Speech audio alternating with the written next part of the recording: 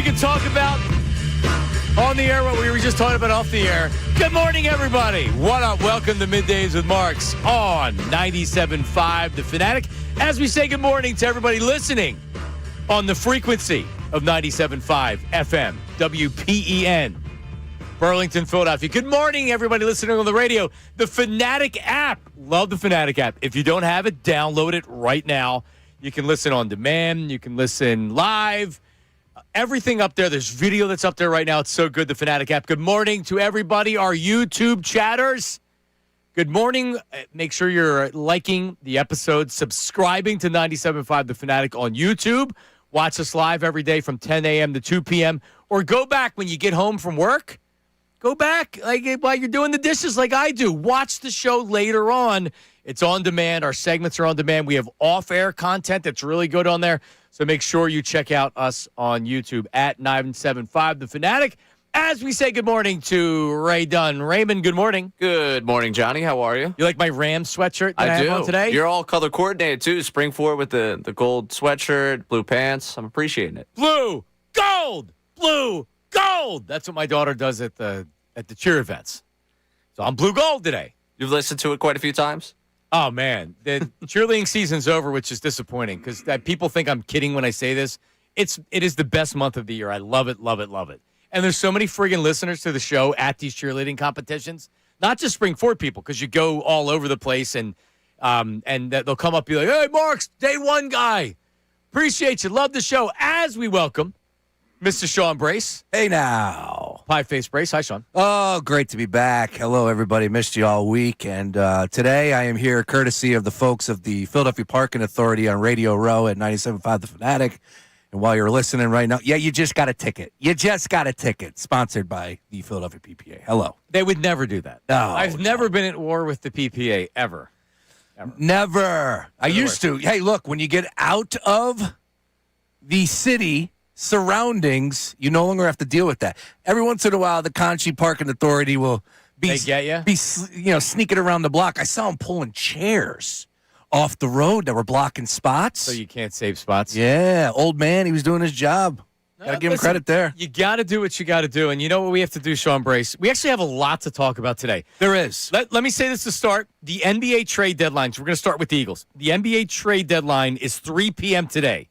So it'll officially happen with Ricky and Bill. However, a lot of deals are going to come down today. Sean's doing the math right here. So we are 5 hours away until we find out whether the Sixers are serious about winning this season. Okay, good. You want the answer now? They're not, because that was not about getting draft assets to make a trade. We'll talk about that coming up. I love talking luxury tax and aprons, Johnny Mark. Yeah, we'll do our best to stay out of the weeds there. But anyway, I mean, I guess I was surprised, but I guess maybe we shouldn't have been surprised because we knew some details about Jeff Stoutland being replaced during the season last year as run game coordinator, and then they brought in a new offensive coordinator. And if you remember a couple years ago when they were interviewing, I guess it was the year they hired Kellen Moore, they interviewed Cliff Kingsbury and they wanted him, but Kingsbury wouldn't take the job unless they moved on from Stoutland, or Stoutland wasn't the run game coordinator, I guess I should say. Because Cliff Kingsbury does what he wants to do running the football, and Stoutland does what he wants to do running the football, and Kingsbury didn't want that. So Kingsbury, I don't know if the Eagles didn't offer him the job, or Kingsbury had said, well, this is what I would need, and they say we're not doing it. But Jeff Stoutland departs after not only 13 seasons and 2 Super Bowls, the development of Hall of Fame players. Jason Kelsey points to him. He was a guy that Eagles are ready to trade for nothing. And he recommitted himself under Jeff Stoutland. He's going to be a Hall of Famer. Lane Johnson, Jason Peters was here when Jeff Stoutland came in. There's not one guy on that line. Jordan Mailata didn't even know what a football was before they drafted him, and he turned him into a Pro Bowl-type player. You look at the offensive lineman, and you look at this offensive line since Stoutland's been here, hey, yeah, like one of the best units, if not the best unit in the last 13 seasons, Sean Brace.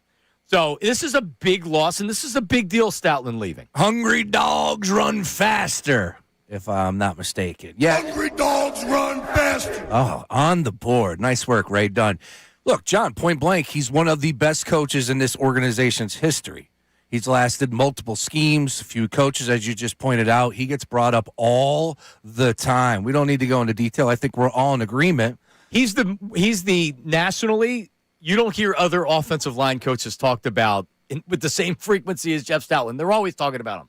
I feel like a knowledgeable football fan would know who Stoutland is. I don't know who other offensive line coaches are around the NFL. That's a good call. I would just say, so that brings it up to present time, and it's like, okay, how am I supposed to feel about the change in the middle of the season, right? Like, there were clearly issues when it came to running the football, but you, according to Jeff Stoutland in a great article by Tim McManus, where when the offense went stagnant and Sirianni took on more of an active role, Stoutland was not consulted about the changes to what he felt was an appropriate degree. And I have an issue with that. But on the flip side, John, when things aren't going right, you have to make moves. I would expect the CEO that is Nick Sirianni to handle things a little bit better when it comes to communication, especially like with somebody with Jeff Stoutland's stature. 13 seasons, one of the best in the game at that position. Yeah, you handle him a little bit better than the way it did. So a lot of people want to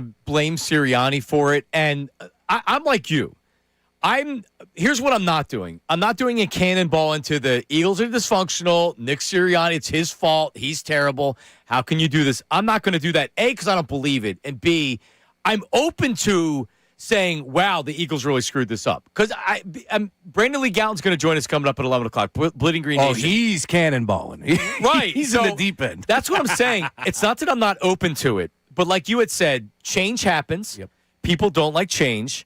But sometimes you need to make change. But as far as Sirianni, if he didn't communicate this properly enough, because the line from Tim McManus was that, do we have him? Do we actually have the audio of him talking about it? We do. Here's Tim McManus. Two things you have to know about this. Number one, in the latter stages of last season, head coach Nick Sirianni stepped in, took more control of the offense. He and Kevin Patullo, the offensive coordinator, started coming up with different run schemes and designs. Stoutland felt marginalized during that process, like he wasn't heard, and that left a sour taste in his mouth. The second thing is that Patullo got fired, Sean Mannion got hired, and he's expected as offensive coordinator to implement a Kyle Shanahan, Sean McVay type of scheme. Stoutland doesn't have experience in that area, and so that necessarily wasn't a match either. You put those two things together, Stoutland is out. He is not expected to retire, but won't be coaching this upcoming season.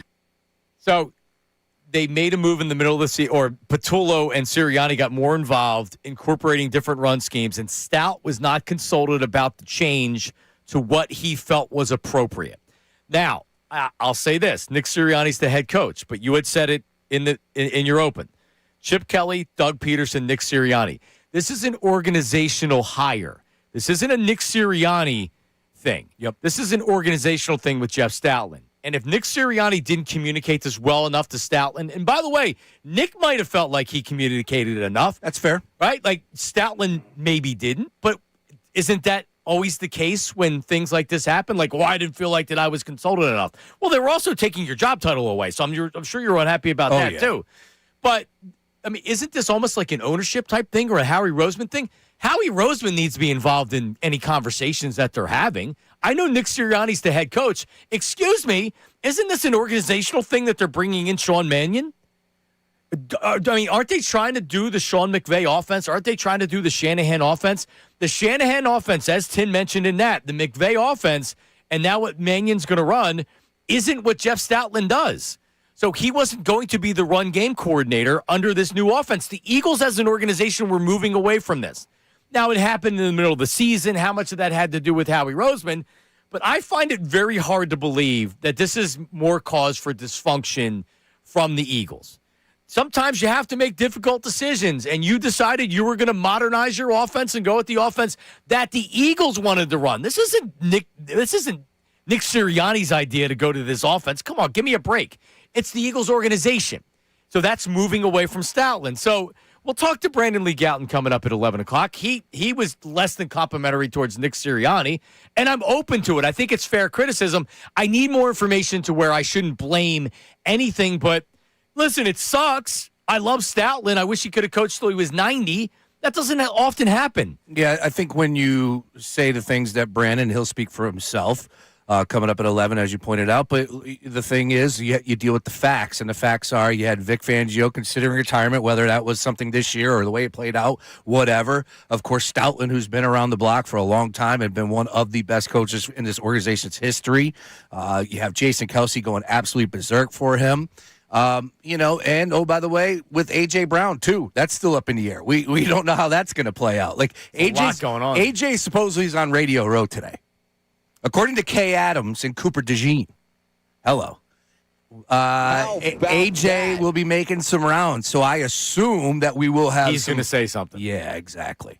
All I know, John, is I just have a hard time not handling things the right way for a guy like Jeff Stoutland. Like, look, I've never been a CEO. I've been a program director, and when you have somebody that's good at their job, it's a great thing. It's a bonus. Now, again, to your point, like maybe Stoutland was rubbed the wrong way and say, no matter what Sirianni would have done at the end of the season, he was going to leave because he ended up losing his job, period, or they removed him from the run game coach. I don't know. I just find it really hard to imagine that cutting Jeff Stoutland out of the offense altogether would be beneficial. And, by the way, when you're running McVay, LaFleur, and Shanahan, all three of those coaches in the offense for the next season, which supposedly the Eagles will be doing, that's a hell of a trio. Anybody else we can roll in there? Could we roll like John Madden? Bill Walsh. Bill Walsh. Yeah, let's just all the great coaches. Lombardi. I mean, Run and shoot offense, Mouse Davis, who started the run and shoot offense. By the way, Tim McMahon is Bill Colarulo checks in. Tim McMahon is joining them at 3:00 today.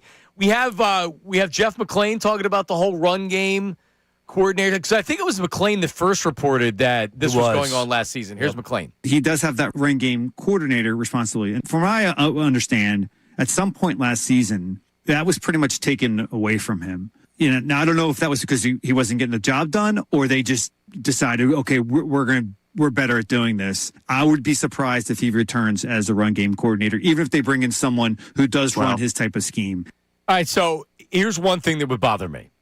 That Kevin Patullo, who everybody would agree, I mean, even early on it looked bad, but when you stop being like, okay, he's not going to get better, everybody knew it really wasn't going to get better, and he was overmatched. He was in over his head. He keeps his job, but Stoutland, and like you said, the running game wasn't great. We can argue it's scheme. We can argue it was injury. I would probably lean much more towards injury than scheme. Sure. But if they took away what he was doing to do some other stuff, like really Kevin Patullo, he's the guy that you want kind of being like, yeah, well, let's change everything we're doing in the running game with Kevin Patullo and Nick Sirianni. And, by the way, still getting a check by the Philadelphia Eagles, if I'm not mistaken, and Jeff Stoutland is not. Well, he may stay with the organization, or he can stay with the organization, Sure. But a lot of people are saying Time to move on. there's going to be teams that are saying, hey, Stout, it doesn't feel like he's done coaching. It just seems like he's pissed. Gotcha. Yeah, look, if you can get a guy like Jeff Stoutland, I don't know what type of offense, you look at a team like the Baltimore Ravens with Derrick Henry. Maybe it's a perfect opportunity for them. New coaching staff, you get him in there. I don't know who needs an offensive line coach or whatever. But we'll break it down. Also, they did. We sniffed it out yesterday during the show. Their quarterbacks coach, Scott Loeffler, is gone. Yep.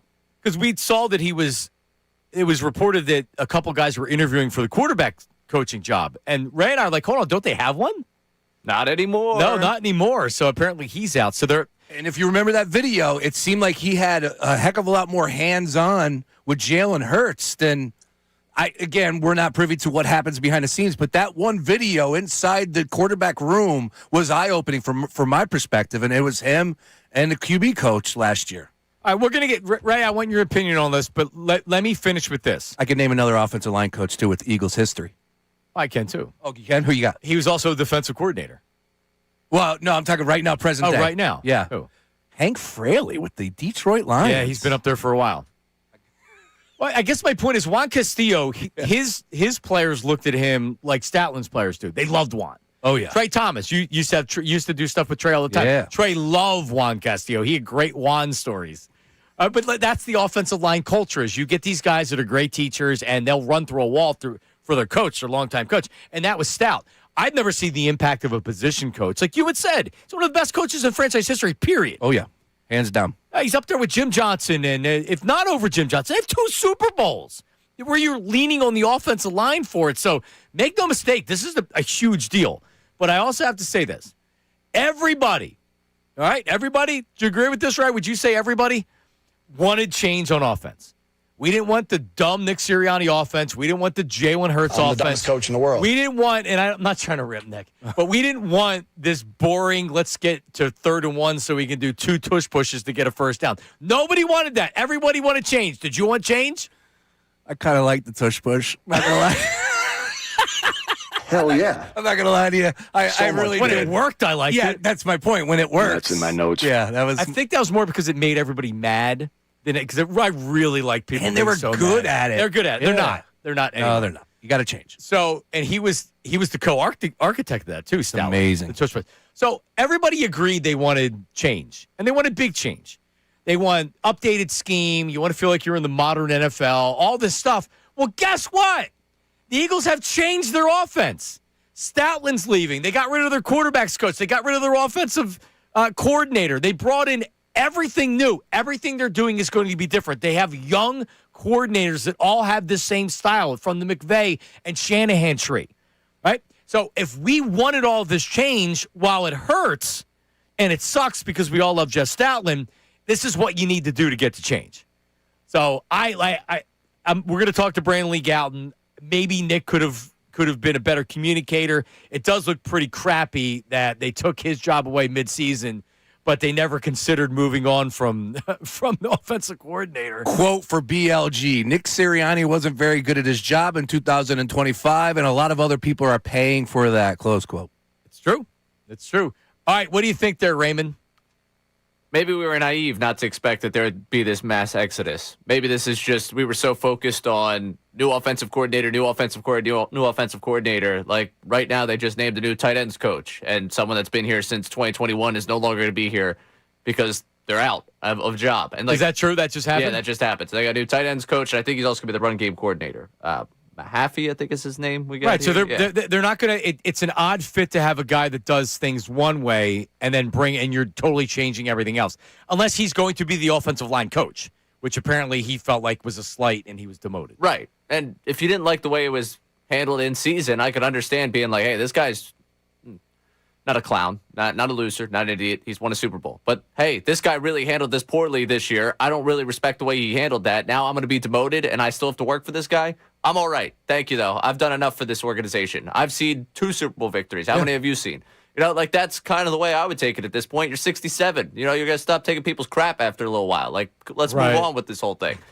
So I get it from his perspective. We can have the old, like, 2 things can be true here. In season, the way it was handled was absolutely poor. Like, the way they handled it, I think you didn't get things back on the rails. I don't think anyone was standing there like, hey, that's totally on Stoutland and everything's falling apart. Right.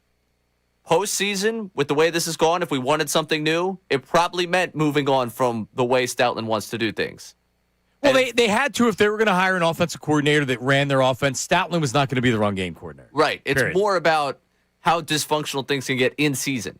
Right. Because this is now the second time. When they brought in Vic Fangio, it wasn't just Vic Fangio. We've talked about Christian Parker over the last couple of weeks. That Clint Hurt was a name that came up for jobs. They brought in all those coaches with Vic Fangio. They've done this house cleaning thing before where it's like one side of the football, all coaches from last year, pack up your things, get ready to move, hope you signed leases, and then buy homes. Like, that's kind of what they did after 2023, and now that's what they're doing with the offense after 2025. I just want to say this. Today is my 100th day of kindergarten for my daughter. 100th day of school. She just dressed up as an old lady. Right. She has a cane. We bought her a cane, right? Nice little getup, pretty funny stuff. Does it have a knife or a gun inside of the cane? You know, Put your hands up. Prime Minister Pete Nice had a gun. There in you his, go. in his Nice. cane. Maybe Sean Mannion might need to borrow that cane because there is a ton of pressure on this dude's back already. You're talking about replacing Stoutland because of him. The entire staff. Everything is on him already as far as offensive issues from last year. You better fix it and fix it fast. Good luck, man. Good luck. I'm pulling for this dude. I believe in the guy. I believe that what everybody is saying is true, but this is a lot on his plate. All right, more on this coming up, 610-632-0975. And the Sixers trade Jared McCain. Is this a pure money move, or does this mean another trade is coming? I am very much in the camp of this is totally a money move, and they're not trying to make the team better to make a run this season. We will discuss that coming up. And we mentioned Brandon Lee Gowton, who his knives were sharpened on Nick Sirianni yesterday. I want to talk about it. because I'm all for it. I had someone message me yesterday. It was actually Violations Greg was texting me yesterday saying it sounds like a public service announcement for the Eagles, because I was saying that like there weren't people that were turning the job down. Everybody was removing their name from the whatever. Sure. He's like, no, there were teams turning the job down. You sound like you're a lapdog for the team. I'm like, what are you talking about? Like, I'm just trying to be fair and honest. Believe me, I'll attack the team. I'm not, but I'm not going to do it just to do it. I'm not going to be toxic just to be toxic. I'm not like their flagship radio station that wants to do it. I like that. All right, that's coming up next. Middays of Marks, 97.5 The Fanatic. Now on 97.5 The Fanatic Sports Update. Down out, I'm Ray Dunn with this Fanatic Sports Update. The Eagles offensive line coach Jeff Stoutland has announced that he's no longer going to coach with the Eagles. Tim McManus wrote a story on ESPN about it, also broke down on a video what exactly this means. In the latter stages of last season, head coach Nick Sirianni took more control of the offense. He and Kevin Patullo started coming up with different run schemes. Stoutland felt marginalized during that process, like he wasn't heard, and that left a sour taste in his mouth. Now, in other coaching news, Vic Fangio going to be back, so we got that figured out on the defensive side, but the Eagles in the market for a number of new offensive coaches right now. We'll talk to Brandley Gouton of Bleeding Green Nation coming up at 11 o'clock about everything going on with the Birds. 76ers yesterday traded Jared McCain to Oklahoma City for the Rockets' 2026 first-round pick and 3 second-round picks. NBA trade deadline is at 3 o'clock. And a great story yesterday in The Athletic about Brad Lidge calling a Ryan Kirkring after the end of the Phillies season. We'll have Lidge on with us at 1 o'clock. This update's brought to you by King's Hawaiian Sliders. Nothing brings friends and family together on game day like delicious King's Hawaiian Sliders. Bring them to the big game table and be the real MVP. Football at King's Irresistible Hawaiian Sliders. There's nothing like it. I'm Ray Dunn, your home for the Sixers, Flyers, best Birds talk in town. 97.5 The Fanatic and The Fanatic.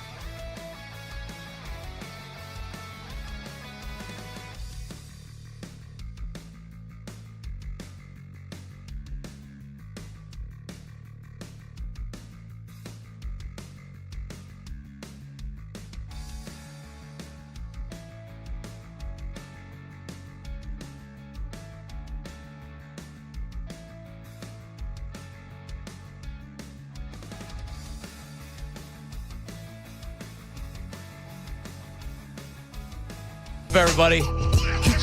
February 5th, 2026. Sean Brace. Yellow. Ray Dunn, 11 o'clock. Brandon Lee Galton. Brad Lidge coming up at 1 o'clock. Good get by Ray Dunn. Wow. Brad Lidge called Orion Kirkering to try to have a conversation with him. Kirkering didn't answer, but called back because he didn't know it was him, I think, he said. He wasn't answering anybody's calls after that happened for a little while. Don't blame him. And then found out it was Brad Lidge trying to get in touch with him. So they finally connected, and Lidge, who famously gave up a big home run to the end of 2005 NLCS. I don't think it's landed yet. Still in the air. Last week. Did it? Okay. Finally came down.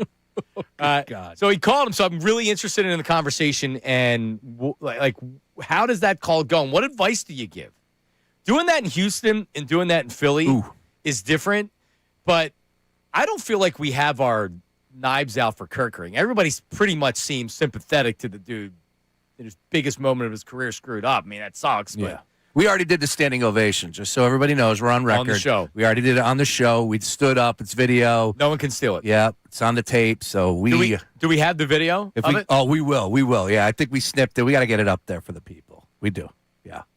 That's the second time you snipped something in the last couple of months. Yes. Well, make sure we get it so we can actually easier. put it out. Yeah. So anybody else tries to steal it, because someone tried to steal my standing ovation a couple years ago, and I'm making sure that doesn't happen with us this time. Damn right. Just Brad Lidge, you think about that 08 season, 48 of 48, John, 41 in the regular season. Of course, quick math, 7 more in the postseason, including Game 5 of the World Series, man. Perfect. Could you imagine having a closer go 48 of 48 last year, the year before, 2023? That's how you win a championship. Good once in a lifetime. grief. Once in a life. That's what it is. For whatever reason, Ray, Ray was like 5 during it. What year were you born? 2000. 2000. All right. So there was a game in Atlanta.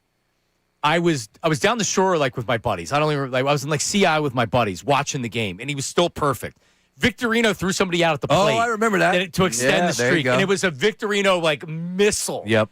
It was bang, bang play, and it's wow, this team's unbelievable. Yeah. There was a lot of those, you know. Man. I mean, he wasn't just, 3 up, 3 down, strike them out. There were some sweating bullets sometimes, especially in that one against the Nationals in the final division. Yeah, won the division. Yeah, for sure. All right, so that's coming up later on the show. Casey Boy from the Preston and Steve show is going to be on at 11:30. Love it. We have a new game, and I'm not telling you guys, I don't want you to cheat.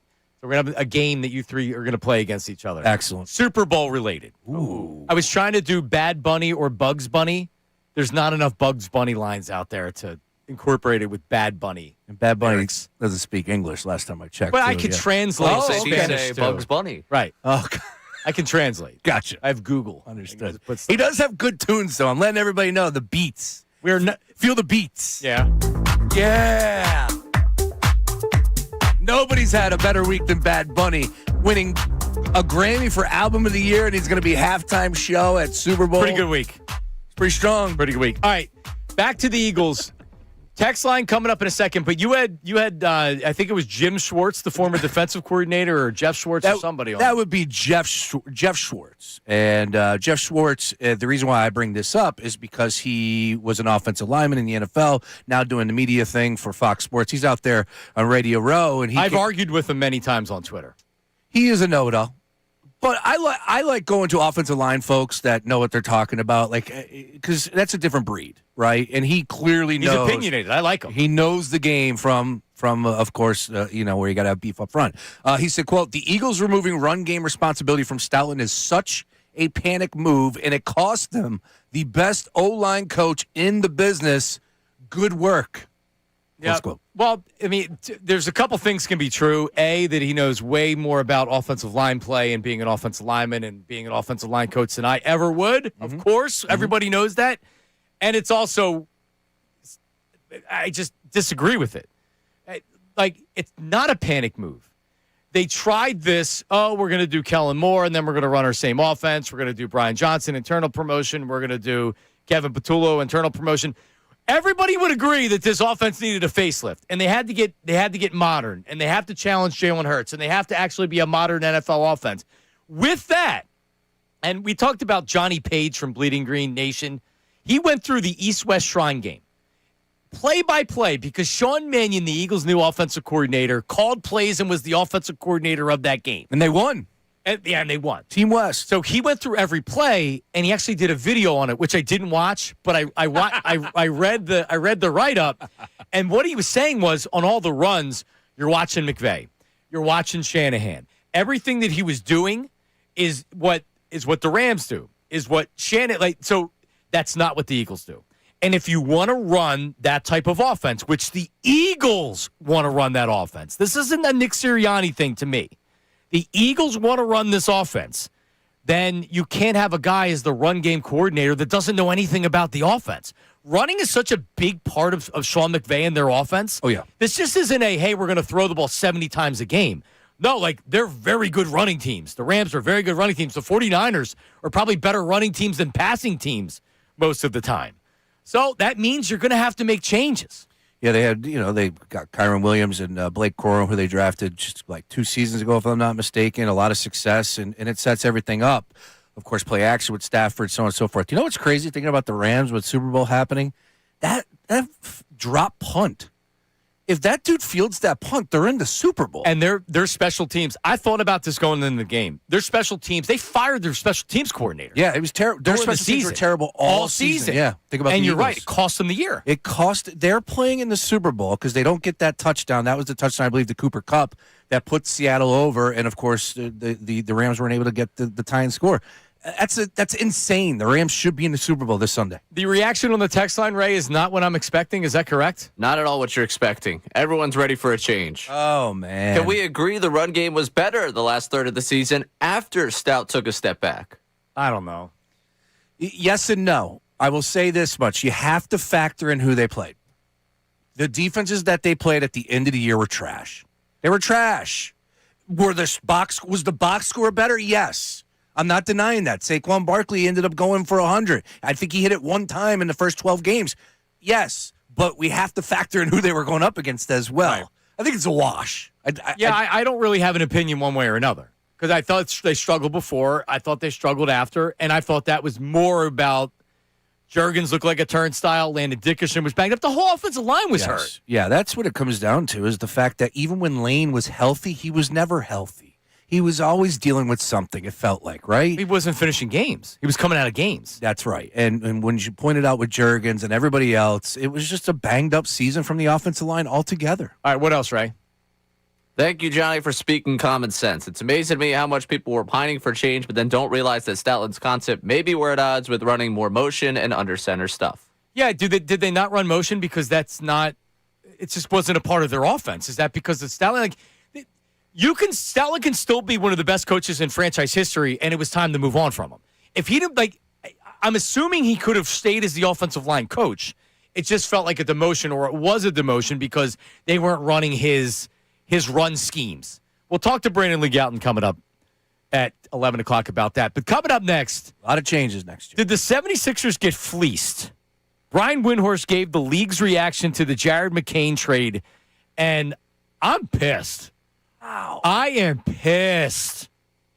And like a lot of times when Josh Harris catches a bunch of crap, I'm not quick to defend him because I don't ever want to defend him. But the dude spends a lot of money. Like it's not his fault that Joel Embiid and Daryl Morey signed Joel Embiid or whatever. But this feels like the organization is more worried about money than winning this year. Saving money on the Sixers for the Commanders. Is that what you're telling me? Absolutely right. And the Devils. That's coming up next. Middays with Marks, 97.5 The Fanatic.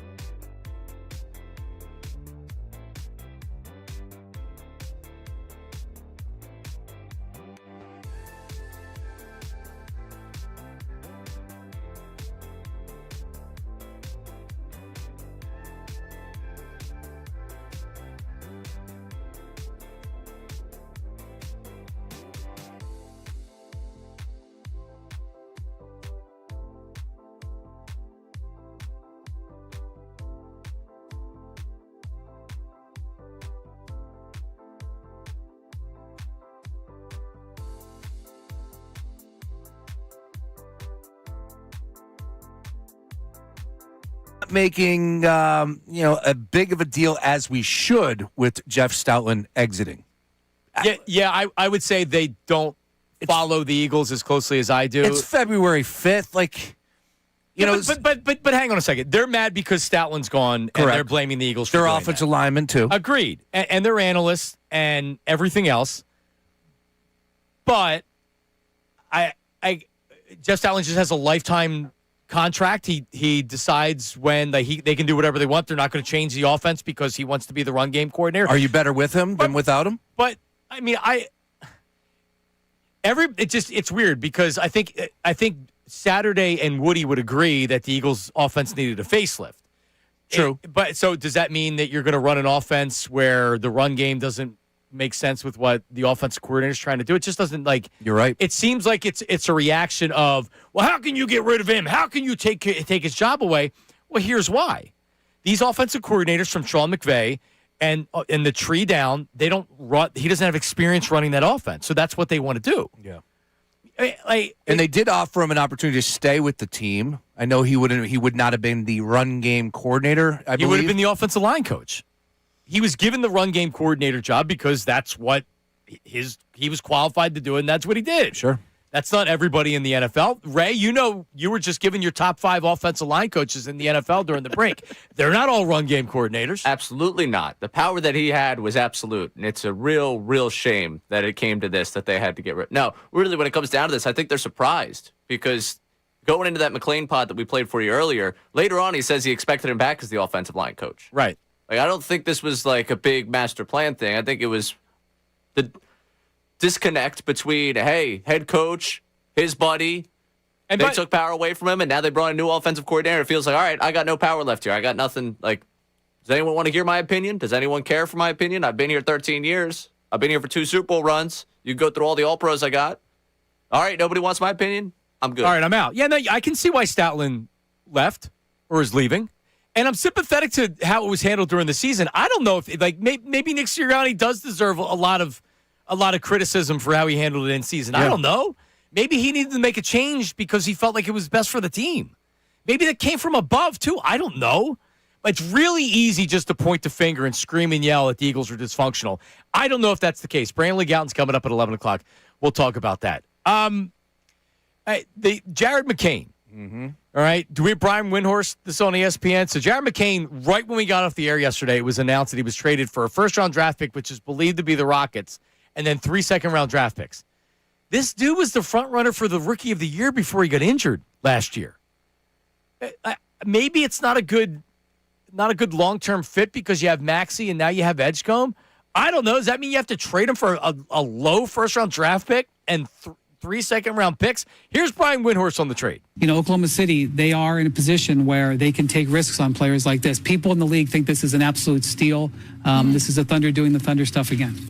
Yeah, they give up draft picks, not high draft picks. This isn't a 2029 Houston pick that if everything falls through, that it could be a lottery pick.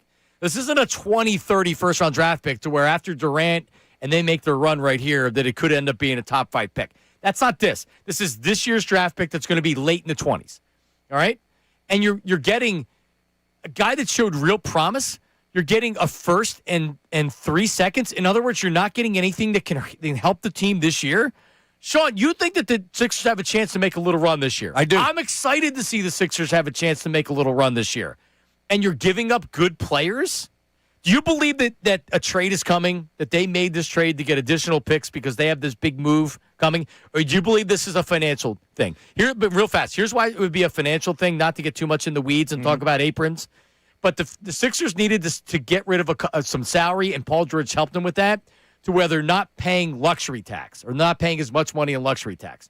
So the Sixers have saved millions of dollars by they needed to trade one salary and then end up being McCain. So to me, this feels like a financial move. Yeah, I definitely believe that had that's part of the equation. There's no doubt about it. It would not, the numbers add up, right? I also do believe that when you do acquire picks, whether they use it right now, the picks aren't going anywhere. They're going to have them at their disposal. So you go ahead and get yourself some draft capital. Just maybe something does pop up in the offseason. Maybe Giannis becomes available. It doesn't look like anything's going to happen right now. So I think that connects there. I'm hopeful that they do add. Like, that's my point. It's like, wait a minute. Is this team good enough right now, currently constructed, to do some, to take a series, to maybe take the Knicks to 7? Yeah, absolutely. But this team currently constructed is not a championship contender. Right. I believe they show us flashes that they're contenders in the East at times, but consistency isn't there. They do have flaws. 3-point shooting, they can get some up there. They get beat on the boards quite often as well. And, oh, by the way, health, right? You need some depth. You just lost Paul George. Look, I can understand the move, like you just pointed out, with the luxury. I get it. Financially. Yeah, financially, I can understand the move. But I'm not okay with that. I can also understand the move, and I just don't think it's the right way to go about it, John, because McCain would have gotten PT.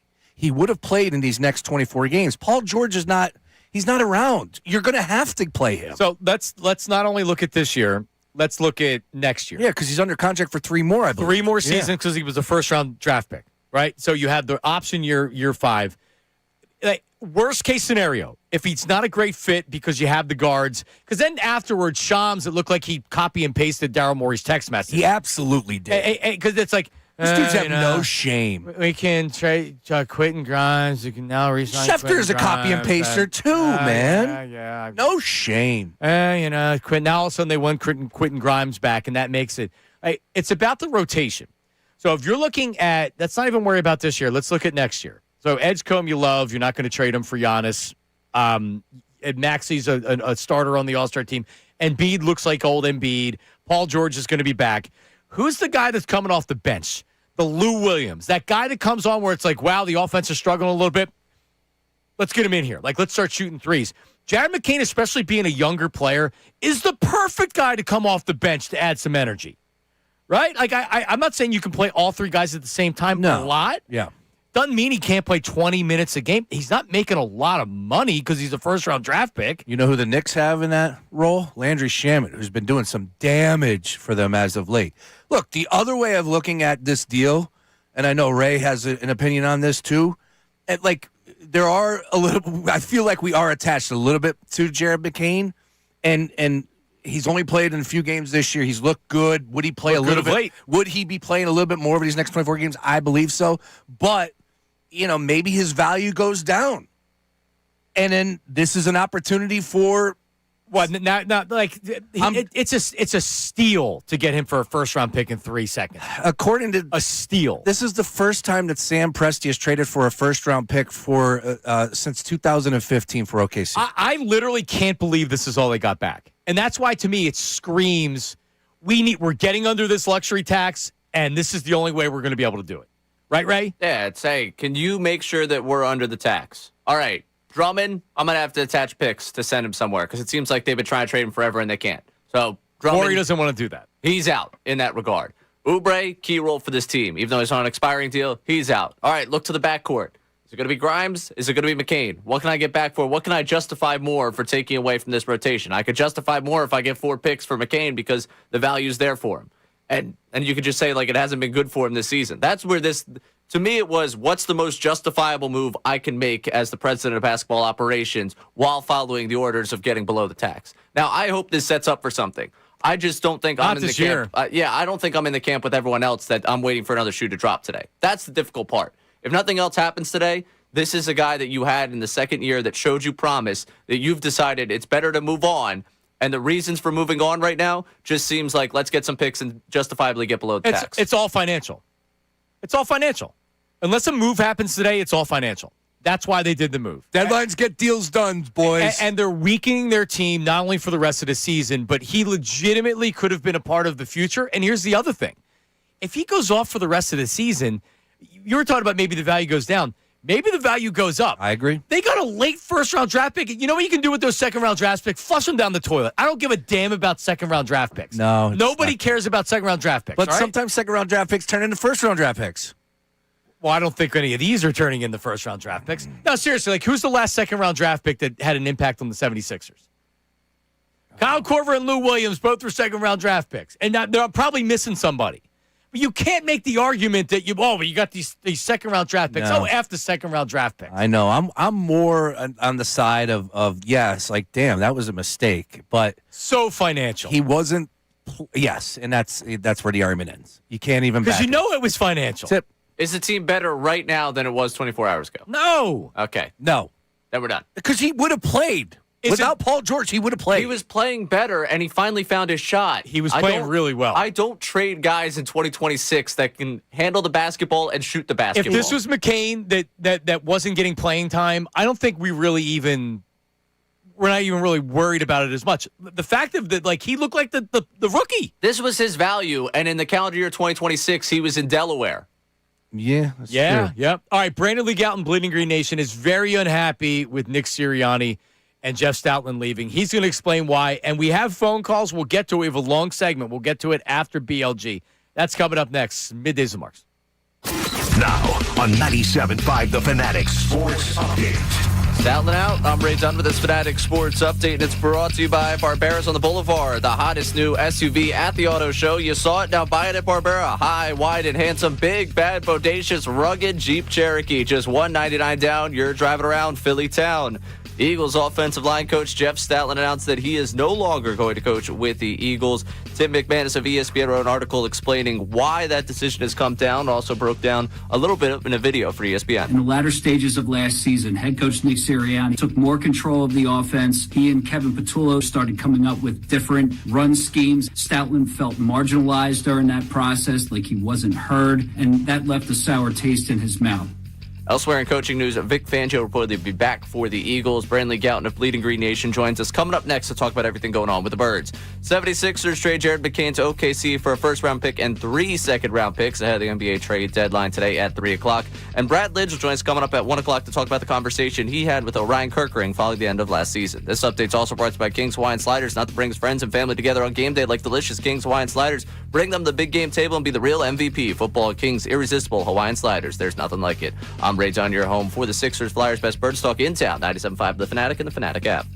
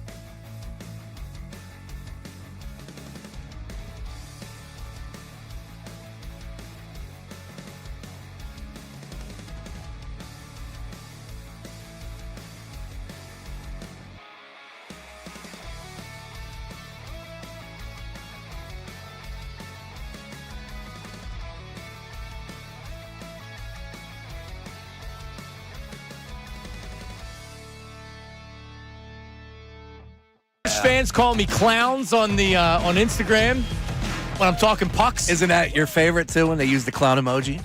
Isn't that one of your favorites? You know that I don't like the clown emoji. They can pretty much say anything else. Do better, John Marks. Do better. Do better, and the clown emoji.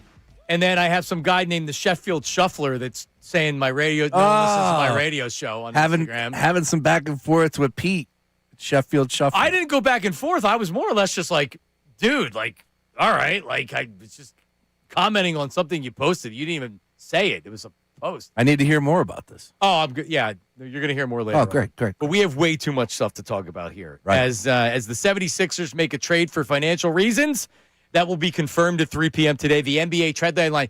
Ray, we don't need to. People don't need to go anywhere because we are following. Ray actually has we bugged the offices of Daryl Morey, so we will know if anything happens the minute it happens. That was supposed to be a secret. Well, sorry, I forgot. I'll dump that audio. Wasn't for on air. 4 hours, boys. 4 hours. And Sean does the counting on his fingers. On my fingers. To try to figure out when 3 p.m. 4 hours till 3 p.m. But yesterday it comes out that Jeff Stoutland, we knew the run game coordinator thing was iffy, but he departs after 13 seasons, 2 Super Bowls, the development of Hall of Famers. I mean, the list of accolades is long. And to join us to talk about it, one of my favorite guys on the Eagles beat, Brandon Lee Gouton, who is the guy over at Bleeding Green Nation, who was angry at Nick Sirianni after it was announced that Jeff Stoutland was departing. What's up, BLG? How's it going?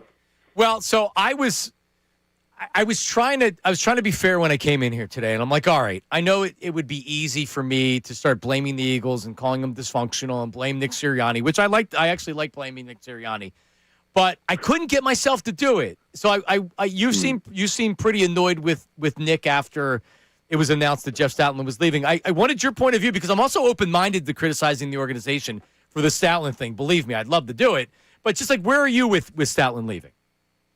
Yeah, I mean, just based on the reporting that we were seeing here from, our good friend Tim McManus on ESPN, it sounds like there were changes made last season, basically to the Eagles' run game stylistically, and they weren't really communicated in an effective way to Jeff Stoutland. And I think that's insane when you think about the resume that this man has built up and the respect that he has earned. And, it's another story if, okay, these changes were brought to Jeff Stoutland and he didn't want to do them or something. That's not what was said. It was said that he basically just wasn't informed. And I think that's crazy to me.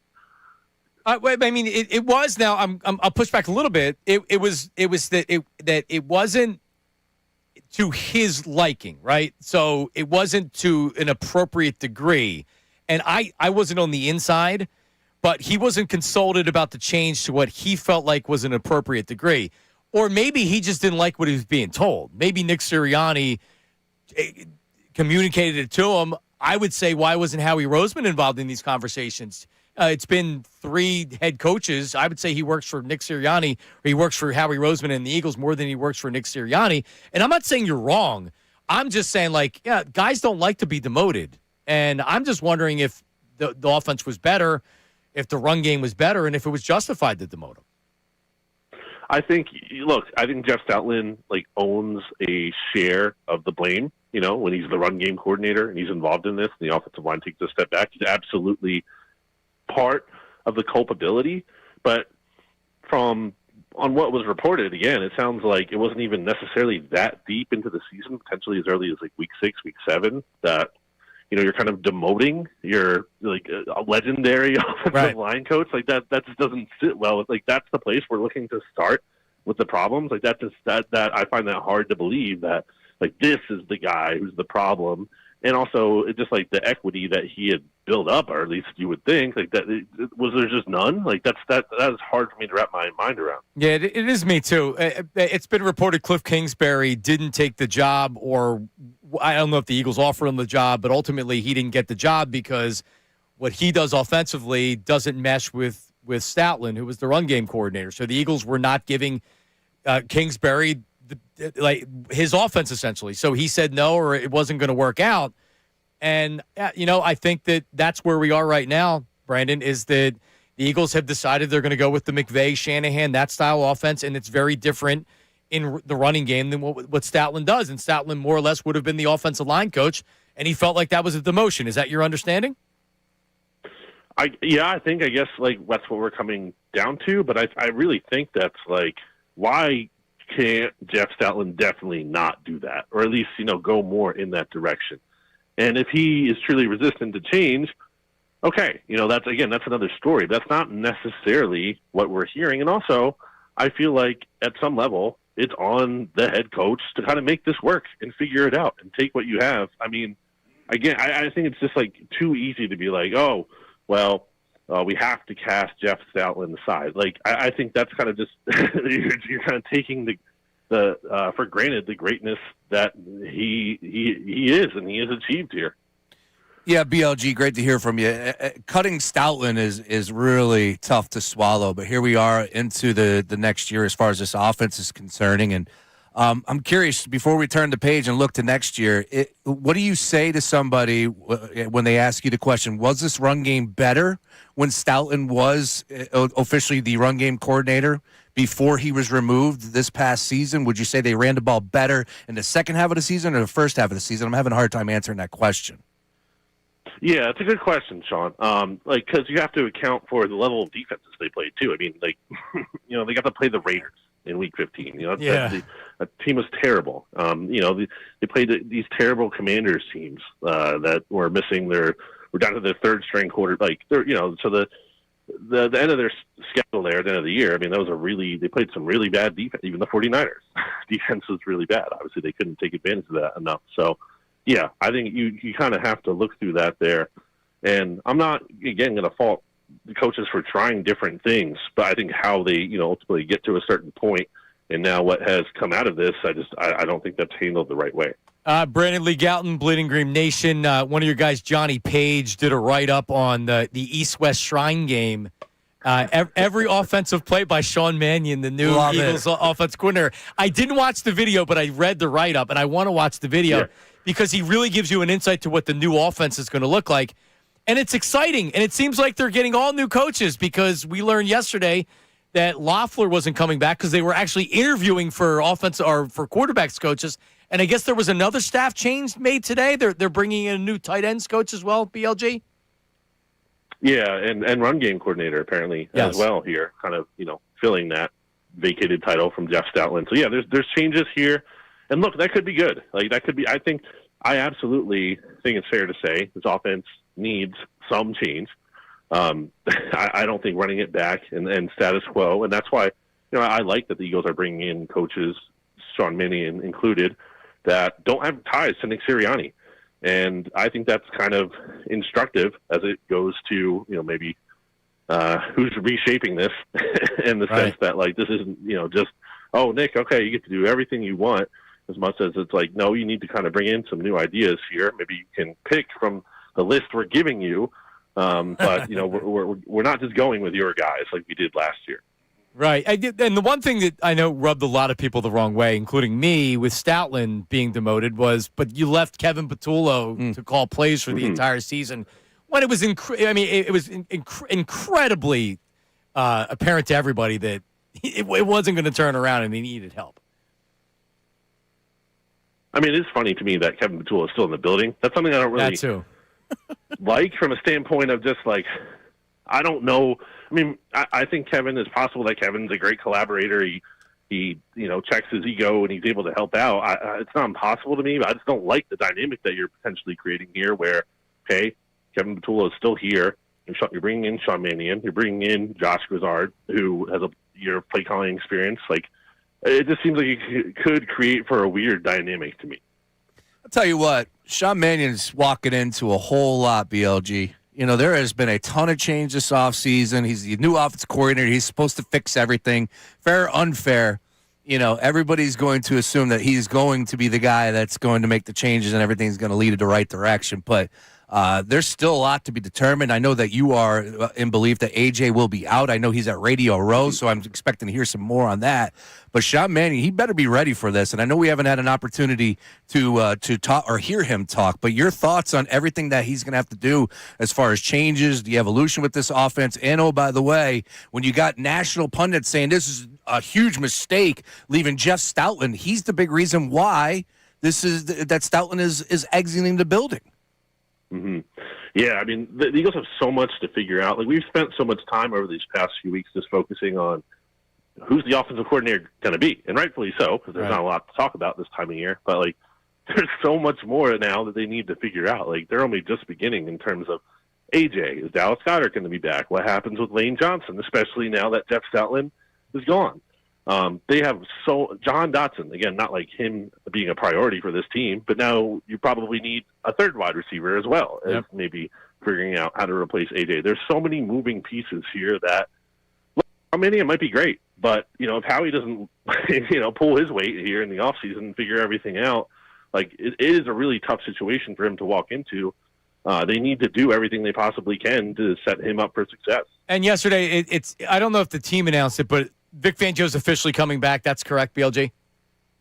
By all indications, yeah, it sounds like that. All right, we appreciate it. That's one good thing. Right now, Bleeding Green Nation, a lot of great stuff on Sean Mannion. Now, is Lane Johnson going to think about retirement because this guy's stout is gone? He can't go out like that. Lane Johnson's not retiring, right, BLG?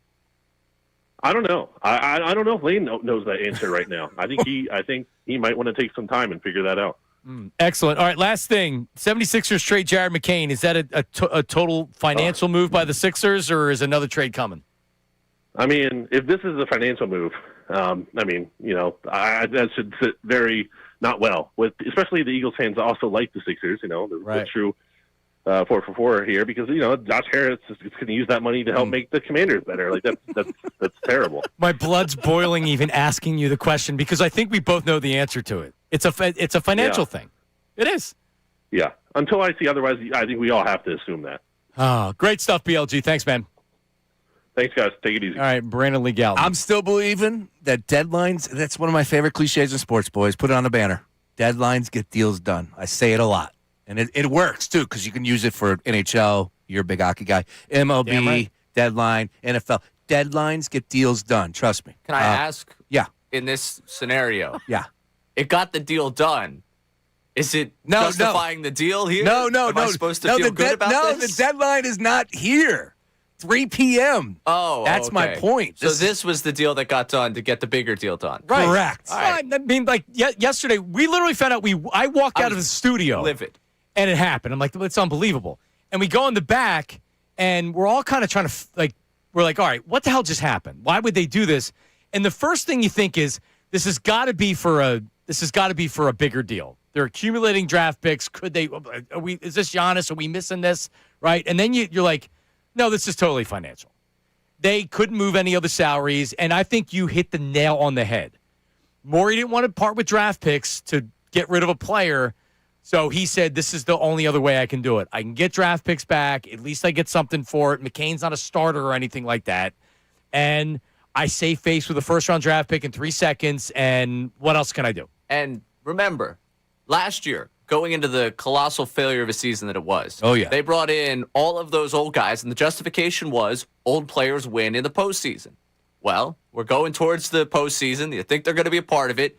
Daryl Morey's sitting there. He has to get under the tax. And what is he going to do?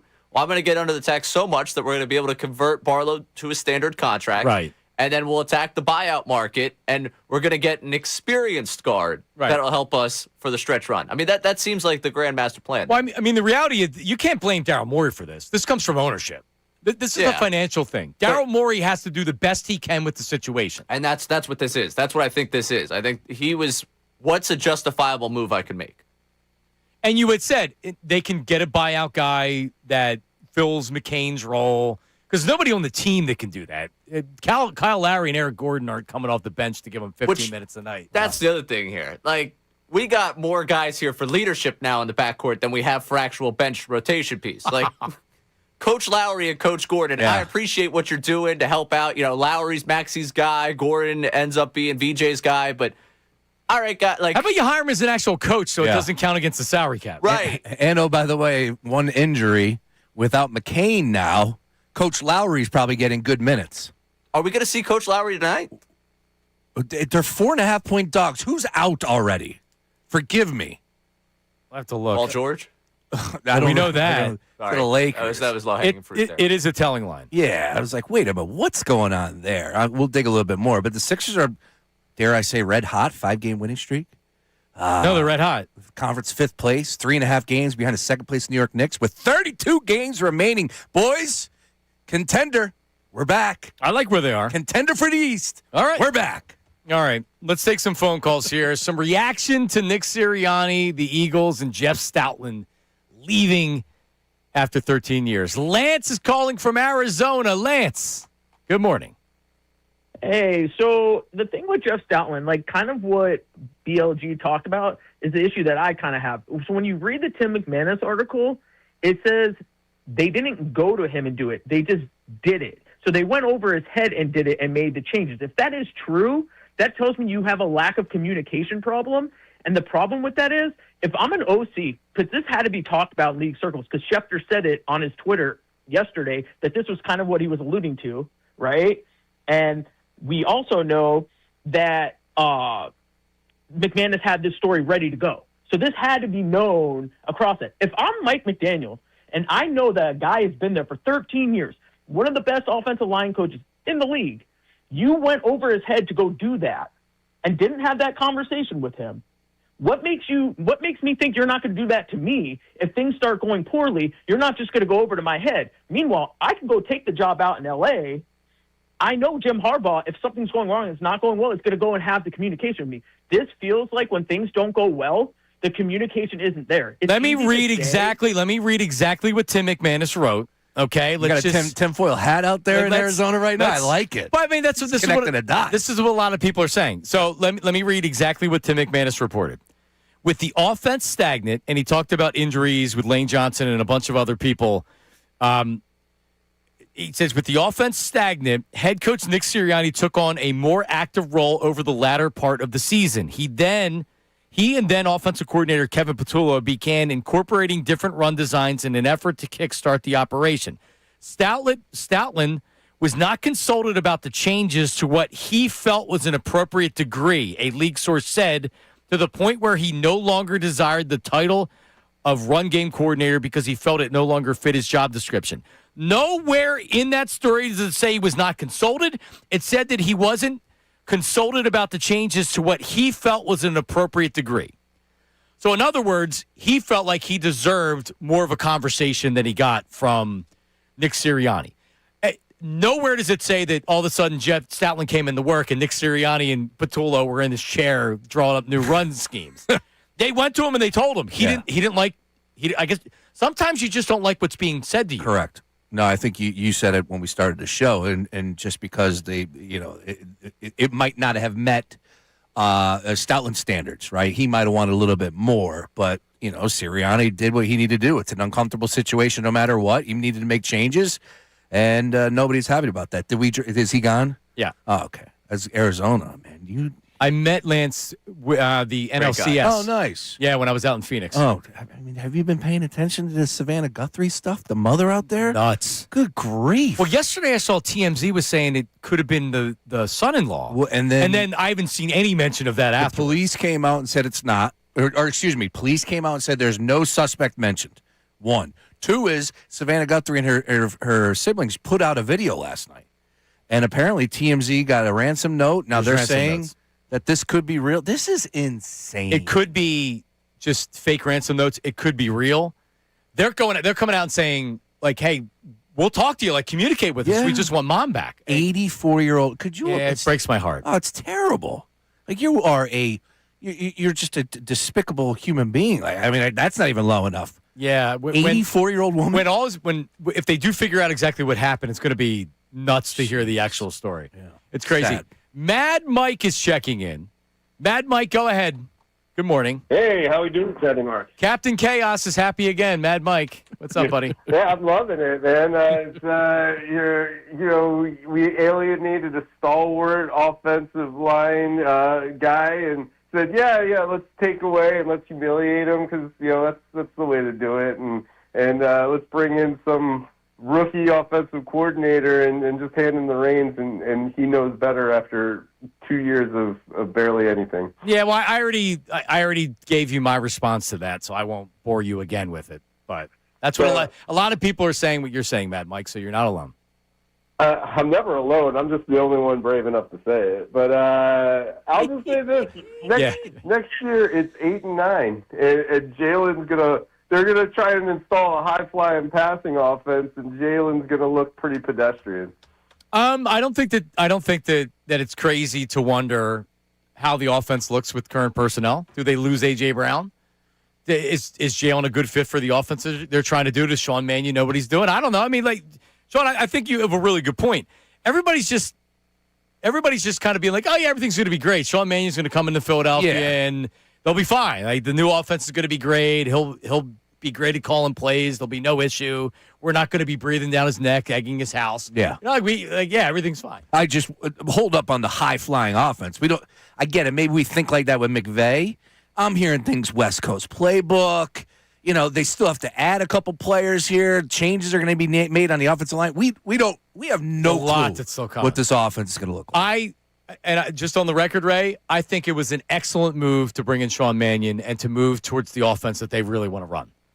And if Jalen Hurts can't run it, they need a new quarterback. Oh, I'm on record. I join you on that side too. I mean, what was the other option? Patullo back? Bring another play caller in that's going to run with you. Some other offense. Yeah, this guy's got connections to a lot of great names. And if he's wowing you at the interview table, then let's go. It is interesting to watch everyone react to this like everything's going to be fine because the joy of 2024 washed away the absolute hell that was that offseason that led to the joy of 2024. Everyone's like, oh, yeah, we did it once. It was a lot of fun. We're going to have the same conversations we had 2 years ago. And everyone's going to be like, why are you talking about this? Because it's exactly what we talked about 2 years ago. It all worked out. There's alternate timelines. All right, coming up, Casey Boy from Preston and Steve's going to join us live in studio. It's going to be Casey against Ray against Sean. Yeah. And the name of the game is San Francisco Treat or Known for Having Great Feet. That's coming up next. What? I couldn't get an open because I didn't think about it until late last night. I am a foot guy. You were thinking late last night about nice feet? San Francisco Treat or Known for Having Great Feet. That's coming up like next. This game. With Casey Boy. Middays with Marks, 97.5 The Fanatic. Now on 97.5 The Fanatic Sports Update. I don't know how I'm supposed to follow that. I'm Ray Dunn with this Fanatic Sports Update. Eagles offensive line coach Jeff Stoutland announced he's no longer going to coach with the Eagles. We just had Brandley Gowton of Bleeding Green Nation on with us. And he talked about moving on from Stoutland and what led to it. It sounds like there were changes made last season, basically to the Eagles' run game stylistically, and they weren't really communicated in an effective way to Jeff Stoutland. And I think that's insane when you think about the resume that this man has built up. You can listen to the full conversation about Stoutland moving on with Brandley Gowton on our website or the Fanatic app. Vic Fangio reportedly back with the Birds for the upcoming season after contemplating retirement. We'll get to that also throughout the show today. 76ers trade Jared McCain to Oklahoma City for the Rockets' 2026 first-round pick and 3 second-round picks. NBA trade deadline is today at 3. We'll keep you updated with anything that the 76ers may do. And a great story came out on The Athletic about Brad Lidge calling Orion Kirkering following the end of the Phillies season. Lidge will join us coming up at 1 o'clock. This update is brought to you by King's Hawaiian Sliders. Nothing brings friends and family together on game day like delicious King's Hawaiian Sliders. Bring them to the big game table and be the real MVP. Football at King's, irresistible Hawaiian Sliders. There's nothing like it. I'm Ray Dunn, your home for the Sixers, Flyers, best bird stock in town. 97.5 The Fanatic and the Fanatic app.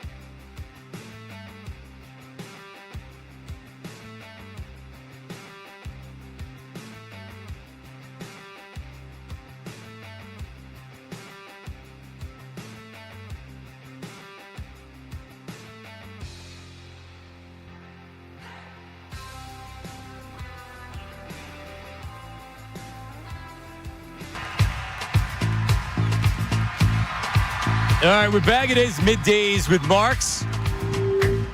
Is this a fish song? In the room. As we're joined in studio by Casey Boy from Preston and Steve. Your mic's right there. It's Casey. It's your first time on radio, sir?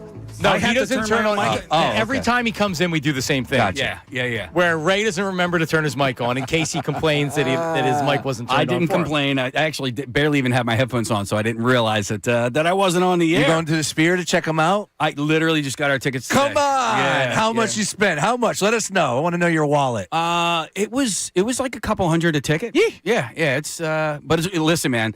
I had tickets for the last one, and I wasn't able to go. I literally had to bail on going because it was the Friday night show was the same night as my daughter's senior prom. Oh, and I was no. like, oh my God, kids Can't ruin do it. everything. They ruin everything. Yep. You're gonna find out. You know.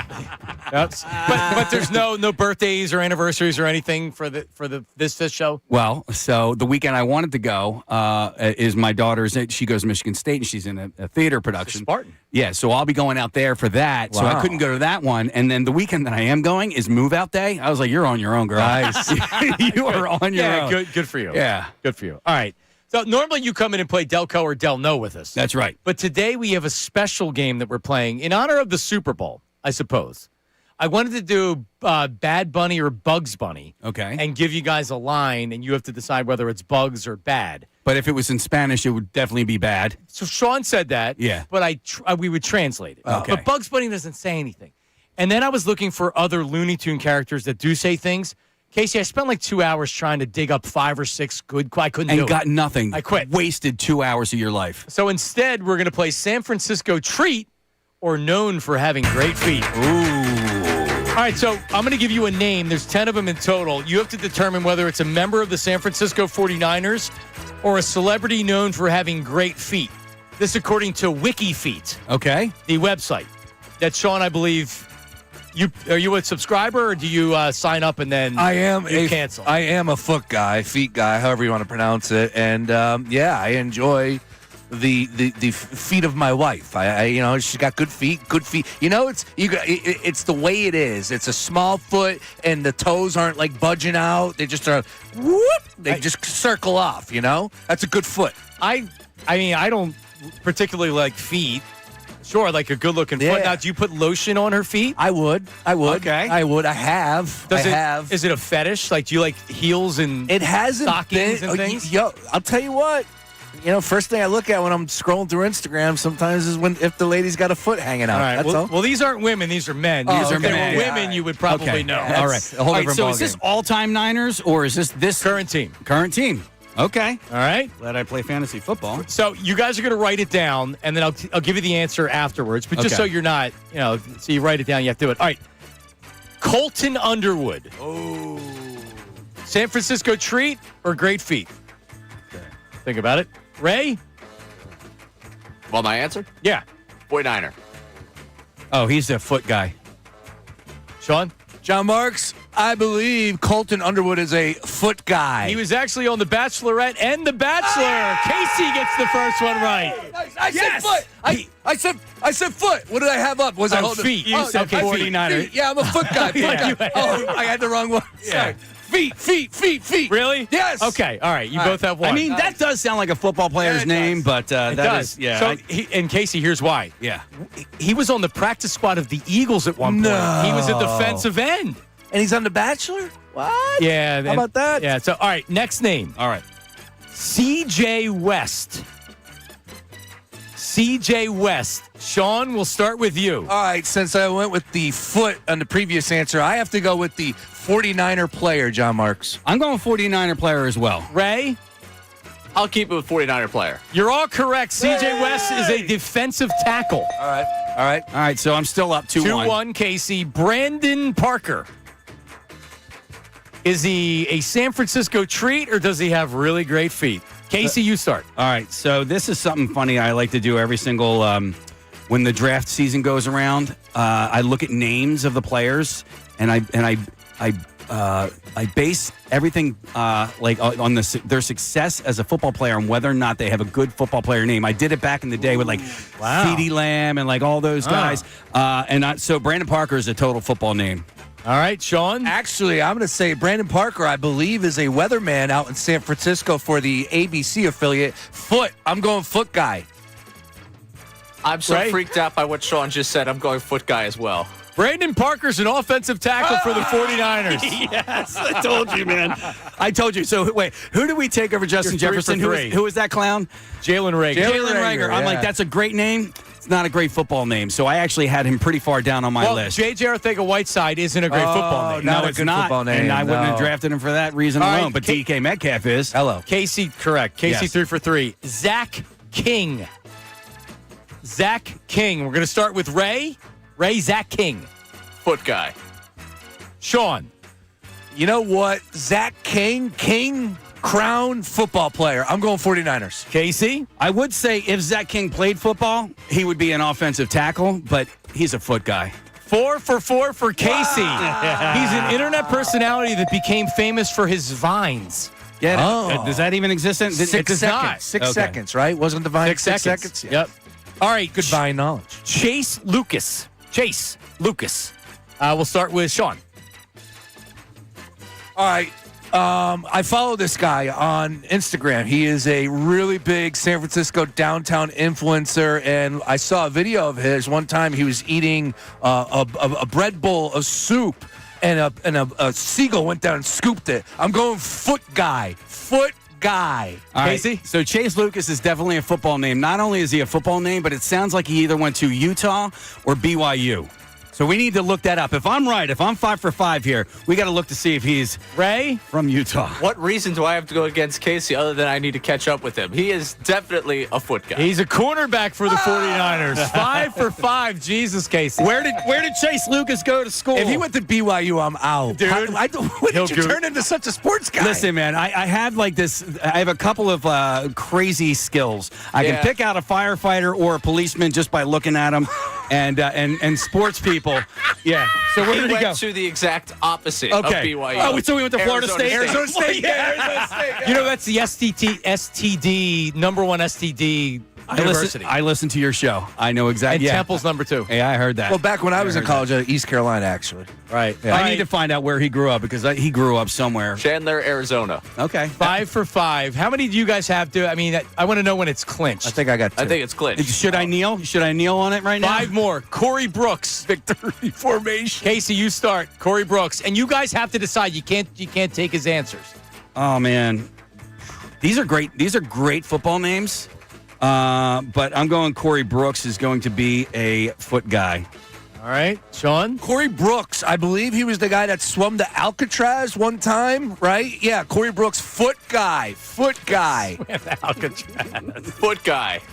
You're all correct. He's known as the rooftop pastor. Oh, that guy. He lived on an abandoned motel roof to end violence and to build communities. Oh, very nice gesture. All right, 6 for 6. Casey, Nick Martin. Is Nick Martin a San Francisco treat, or is he known for having great feet? Are you asking me? You said that's lead my with name, you. Casey, right? All right, so Nick Martin sounds like an offensive guard. I'm probably thinking of Zach Martin, but I'm going with Nick Martin, a San Francisco treat. That's a 49er. All right. 49er as well. Oh, correct. He's a linebacker, actually. Okay. Yeah. All right. James Yates. Jimmy Yates, some may call him. James Yates. James Yates. Is he related to TJ Yates, who was a former quarterback? It's a good call. All right, we'll start with you, Sean. You know, I used to watch a show by the name of Chips. Remember that show? Eric Estrada. Yes. I had a big wheel. I did too. What's his name again? Eric Estrada. No, Ponch. James Yates. Ponch Yes. or John? I believe he is related to Poncherelli. Yeah, so he's a foot guy. Right? Foot guy. No, he's a defensive back. The first incorrect answer for Casey. James Yates is an actor and producer. There you go. All right. 2 more. Jonathan Bailey. We'll start with you, Ray. Jonathan Bailey. Is he a San Francisco treat or known for having great feet? Ooh, that is a 49er. All right. Casey? He is not no, I know that name from entertainment, not from football. That dude is a foot guy. He's got beautiful, beautiful shaved feet with perfectly pedicured toes. Sean? 49er. He's 49er player. Casey knows his feet. Correct. Oh, Jonathan wow. Bailey, a British actor. He actually, I think, was People's 2025 Sexiest Man Alive, where he was in the conversation. Okay, so wait, was he the guy that was British actor? I don't know. Well, maybe he was the dude from Wicked. That might be the dude. No, he's a very accomplished actor. I've never heard of him. Okay. All right, finally, Casey's already clinched it. John Weeks. You could also do this with adult star. A lot of these sounds like adult stars. Oh, absolutely, yeah. All right, finally, the last question. San Francisco treat or known for having great feet? John Weeks. John Weeks? Yep. Sean, start with you. Start with me. This sounds like somebody that has a connection to the arts and crafts movement of San Francisco, which is, there's a lot going on out there last time I checked. I'm going to go feet. Feet, that's my guess. Feet guy. Ray? He's a niner. And Casey Boy. He's a niner. 9 of 10 for Casey Boy. John Weeks is a 5'9" long snapper. Yeah. Oh, yeah. I've been breaking down his tape. Casey Boy is the winner of San Francisco treat or known for having great feet. Congratulations, Casey. Thank God Amy Fadul was not here because she apparently is my kryptonite when it comes to this stuff. Oh. And Casey, you I thought you were going win to say she knows feet better than you. That's where I thought you were going with that. yeah. 1 year supply of Rice-A-Roni. Oh, that's This a San Francisco treat. There you go. Ding, ding, ding, ding, ding. Oh, man. By the way, I'll send you the link. I don't know how I found this. I was Googling celebrities with great feet. Yeah. And there's a website, WikiFeet. They have a year-end 2025 bracket, like you're doing the NCAA tournament. Yeah. Where you have to vote for who has the better feet. Does Jonathan Bailey have better feet than Zach King? And then they advance based on the voting. So and it's up right now. Who does the local guy does the bracketology here for the NCAA? Who is that? Well, Mike Miss came up with it. Joe Lenardi is the bracketologist. Right. Lenardi. So you know who the bracketologist is for that? It's Rex Ryan. Rex Ryan. It Yeah, is that- Rex yeah, Ryan. that- Yeah, he that's- comes up with that.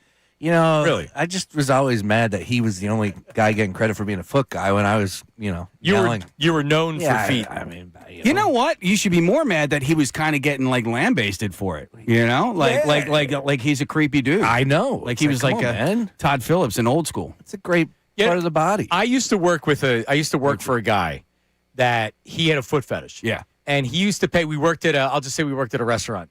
And he used to pay. He came about. It was like he hired this one really, really attractive girl that was just out of high school. And she was from Northeast Philly. And a bunch of her friends came and worked there. So you had like this clique of Northeast Philly girls. Yeah. And it was like, and they were great. They were awesome. But he had this foot fetish. So he used to pay them. This one girl, Kelly, used to put her foot in tomato soup. Oh, and then he would drink the tomato soup. No. I couldn't. And then I'd have the other girls put a cigarette in between her tongue, and then I would smoke on that cigarette. Oh, sorry. Yeah, the whole smoking fetish. That's what Ray would do. The whole smoking fetish is a whole nother weird thing. That's how Ray got it started. He wasn't a smoker, and then that's what happened. Right. Isn't that how I told you started that in smoking? confidence. My bad. Perverted Ray. Yeah. I would rather drink foot soup than have the cigarette, like getting turned on by a woman smoking cigarettes. Yeah. That does nothing for me. Listen, I'm not a foot guy. I'm just not a foot guy. Understood. All right. Yes. So, and I go get my pedicures. I have to. I get ingrown toenails, so I go get, especially during the summer when it's like sandal season. I'm like every 2 weeks, something like that. Really? Yeah. Wow. Yeah. Get them painted and everything, dude. No. Yeah. They're Kelly Green right now. Nice. Yeah. Hashtag self-care. Yeah. He's got to pamper himself, Sean. Simple as that, man. In case he's getting a little bit older, you got to take care of yourself. A little something to do with my daughters too, you know. Oh, yeah. That's a great idea. Yeah. Very You should nice. Do the same, brother. That's a great idea. All right. Well, listen. Nice work. Congratulations. This one feels good, guys. This one feels good. I'm going to go into the weekend. Like my Friday basically started 45 minutes Yes, ago. it did. So, Are you not working tomorrow? no. I mean, my Friday started 45 minutes ago. Not my Saturday. Yeah, Friday. That's the the great thing about Thursdays and working so early. It's like, I got to get up early tomorrow. You know when it but sucks? it's like, Sunday when you're thinking about. Oh, yeah. No, you're right. That's why Especially we Sunday take Night off. Football, too. Oh, Jesus. So, All right. so hold on. Let me ask you. What do you do? Because Sean brought this up earlier. Yeah. Who was it that said you're at Mike Francesa, a longtime New York sports yapper? Yeah. Said you're a loser if you watch the Super Bowl by yourself. And when he says by yourself, I don't think he means actually by yourself. If you and your wife are watching the Super Bowl and you're not going to a party, he's calling you a loser. Right. All right, then I'm a loser. I don't care what that guy says. Me too. Some New York Yahoo. He doesn't know me. I'm a loser this year. Yeah. All right. Yeah. Normally I do. It's Super So Bowl. you're not a big Super Bowl party guy, wild Casey boy, because you do have to get up at. Yeah. No, I am. But like this year, this season hurt. It hurt a lot. Like, we won last year. Like still at this moment, we're still the Super Bowl champions. And, come Sunday night, we're not going to be anymore. But, like, this season was a disappointment. And, like, all the things that I wanted and wished for this team, especially Kevin Patullo not being the OC, like, I wanted all – this season sucked to watch. Even the wins. I did not have fun this season. So, like, the 1 year when we ended up losing to the Cardinals in the NFC Championship, that's the only Super Bowl I didn't watch. Or 2009? Whatever. You didn't watch it? I didn't watch it. I didn't watch Tampa 2002. Yeah. I didn't watch Carolina 2003. And my goal that year was to see how long I could go without actually knowing who won the Super Bowl. It lasted that night. Yeah. This guy Jeff that I grew up with posted on because he was a stupid Steelers fan. But, Steelers fan who grew up in Delco. No reason to be a Steelers fan. He probably roots for other countries in the Olympics. That type of guy. That type. Right. Yeah. That's the only the Super Bowl that I could not bring myself to watch. All right. And apparently it was like one of the greatest Super Bowls of all time. It was. Yeah. It's a year-to-year thing for me. Last year I watched at home. Honestly, if I want to watch the game, I'm not going to a Super Bowl party. Right. Because it's difficult It's hard. to sit there and watch the game. I scream and yell at the TV when it's the Eagles. I don't want to watch with anybody else. Yeah. I don't want to go to what. Like, going to a bar and stuff is cool. I don't know. I'd just rather be home. Listen, there's a lot of money to be won on Sunday, so I'm... You have any I'm locks?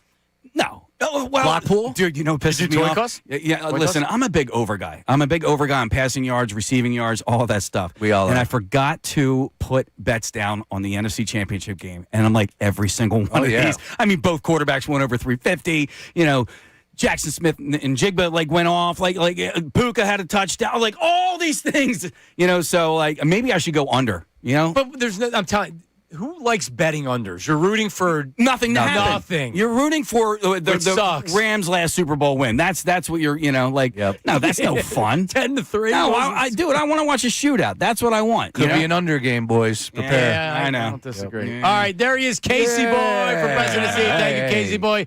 There we go, Ray. He showed you guys up. He knows his feet. That's it. I got to find that link. Oh, no, I actually bookmarked it on my phone. Not only do I know my 49ers players. It was a half and half type of thing. That's It's not, true. Yeah. Feet, Well, you also sniffed out Niners. Jonathan Bailey, which was interesting. Because I worried about, is this person too well known? The internet personalities and stuff, it was, for the most part, you weren't going to know who it was. We got to stay dialed in with all that stuff. Yeah, And, I know. I believe he was the people's sexiest man alive. He was in the movie Wicked. And yeah, I remember that. All right. Sorry, guys. Well, there he is. Can't be Bradley Cooper. All right, I'm sending you men.wikifeet.com No, I right don't need now. it. No, you don't need it? Don't need that in my algorithm. I'll pass. Thanks. It's just interesting how they have the Feet of the Year 2025. Here's the daily vote percentage for each contestant in each matches of this year's Feet of the Year contest. There you go. Also, real quick on this, my wife, you know how on Instagram you hit that magnifying glass to circle in your algorithm and what you've been searching? It's nothing but that dude from the gay hockey show. It's the Russian guy. Do you watch it? Yeah, well, he's hosting Saturday Night SNL. Live. Yeah. But it literally, I'll show you a picture. It is literally, should I be worried about that?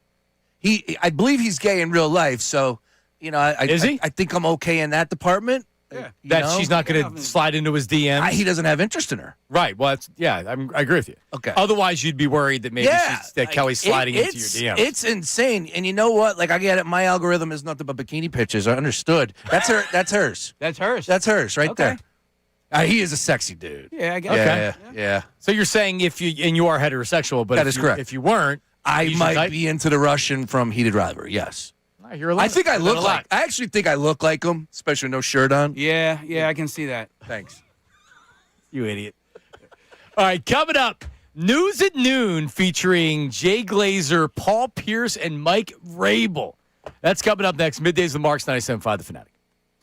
Now on 97.5 The Fanatic Sports Update.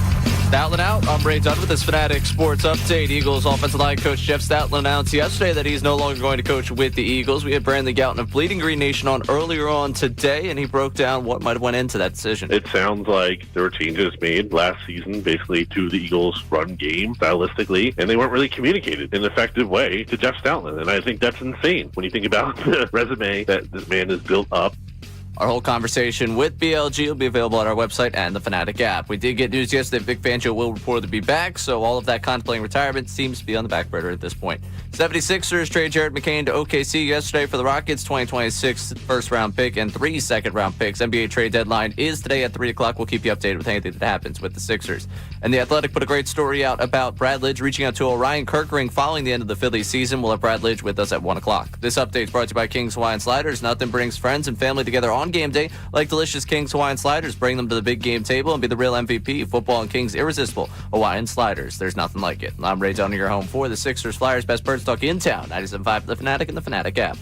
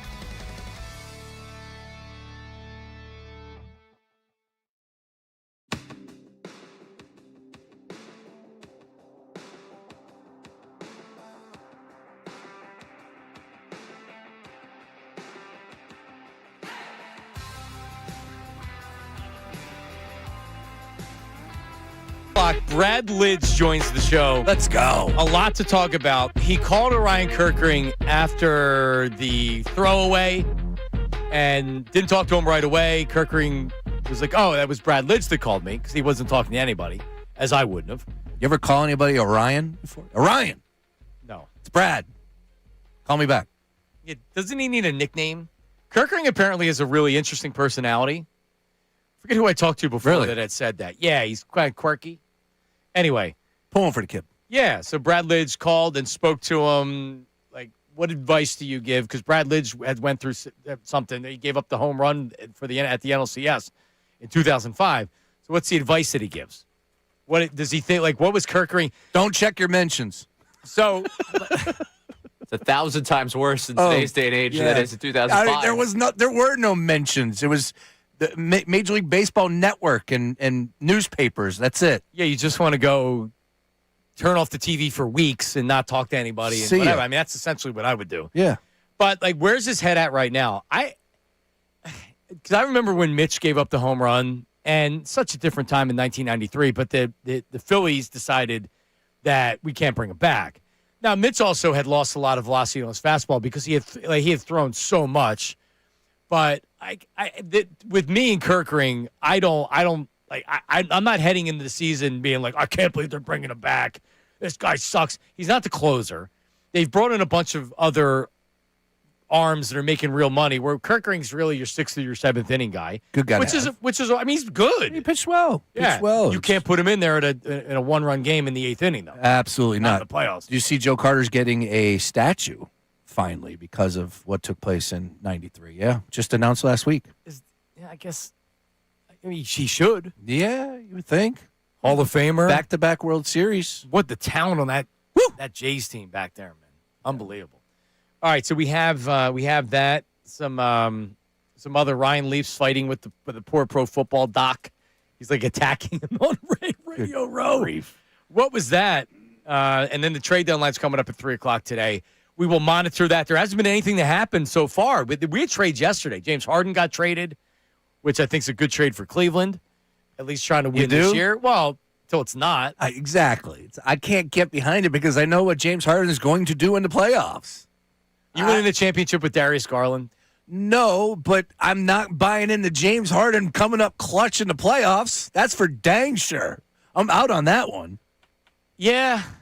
I mean, he did have he's playing great. No, but he did have, like we talked about it yesterday. He carried them in 2 games against the Celtics, and then he didn't show up in the decisive game. Listen, I hate James Harden. I would never want him on my team. He's playing well. He's doing really good out there in L.A. It's surprising. There's some people connecting the dots that Kawhi could probably get suspended eventually. Is that what's happening here? So everybody's bailing? I don't know. We'll see. But, yeah, if I'm Cleveland, I don't expect him to come in and be the ultimate difference maker. But they have a really good team no matter what. Mitchell's a hell of a scorer. They got size. East is open. It is open. It's open for business. Yep. All right, we will get back to it after we do the News and Noon with Ray. This city needs its news. Now, it's time for... I'd like to be remembered as a good newsman. The News at Noon. It's the coolest story I've ever heard in my entire life. That's insane. With Ray Dunn. All right, let's take you to Radio Row to start out News at Noon because everybody's making their rounds. Everybody's got their stories. And one of the big stories of football this offseason will be the potential retirement of Aaron Rodgers. Will he come back and play with Mike McCarthy? Do the two of them rekindle out in Pittsburgh in McCarthy's hometown? Jay Glazer, insider for Fox Sports, was on one of these shows asking the question because we need to get the insight, Jay. We need to know. We know you and Aaron Rodgers work out together. Oh, tell us. What's happening with Aaron Rodgers? It starts very normal, and it devolves from there. Him and Mike McCarthy have talked. I think he has more of an appreciation for Mike now than he had by a lot. It's kind of absence makes the worker fonder.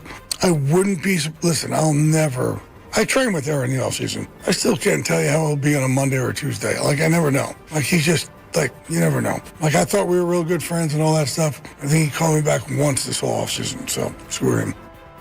Wow. So screw him. Yeah, I'm not. I appreciate the fact that Jay's not one of these insiders that's just constant regurgitating sometimes fairly obvious news and pretending that he has sources behind it or whatever. When Jay reports something, it's normally true. Sure. But, like, all right, Jay. Yeah, calm down. Like, he's always buddies with everybody because they train and he's the MMA guy. Yeah. It's annoying. And he's always flashing pictures with those twins. He's married to the one, right? I don't Do you know? But there's always the twinner there, and I'm just wondering, is Jay really? What are you saying that he's is he conquered the both? insider? I'm just asking the questions. I don't know. Always with the twins. God bless. So him. he trains with Aaron Rodgers. Yes. But Aaron Rodgers only called him back once this whole offseason, so screw him. All I'm right. thinking last offseason, because if it's only one phone call since the Steelers season ended, you're insane for being upset. There's plenty of my friends that since the Steelers season ended, I've only spoken to once. Look, Aaron Rodgers probably isn't picking up the phone for anybody. Like, he doesn't have to. He's living that life. I'd want him back, though, if I was McCarthy. I definitely want him back. He played well last year. Plus, what else are your options? That's why I would have him back. I mean, I don't know. Go out and draft a young quarterback and build like a normal team would, because you're not going to win anything with Aaron Rodgers being your starting quarterback.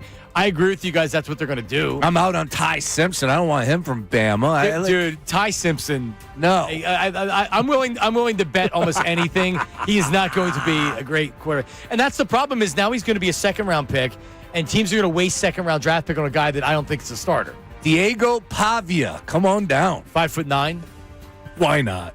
Yeah, why not? Back up. But anyway, yeah, Jay Glazer. But I would predict that Aaron Rodgers comes back on a one-year deal with the Steelers. Okay. Probably. Just Awesome. interested. So screw him. Like, you made the entire Rodgers story about yourself. there About at the you. end, which, That sounds like Jay Glazer. But was he serious, though? That's my... Yes. Okay. All right, he was serious.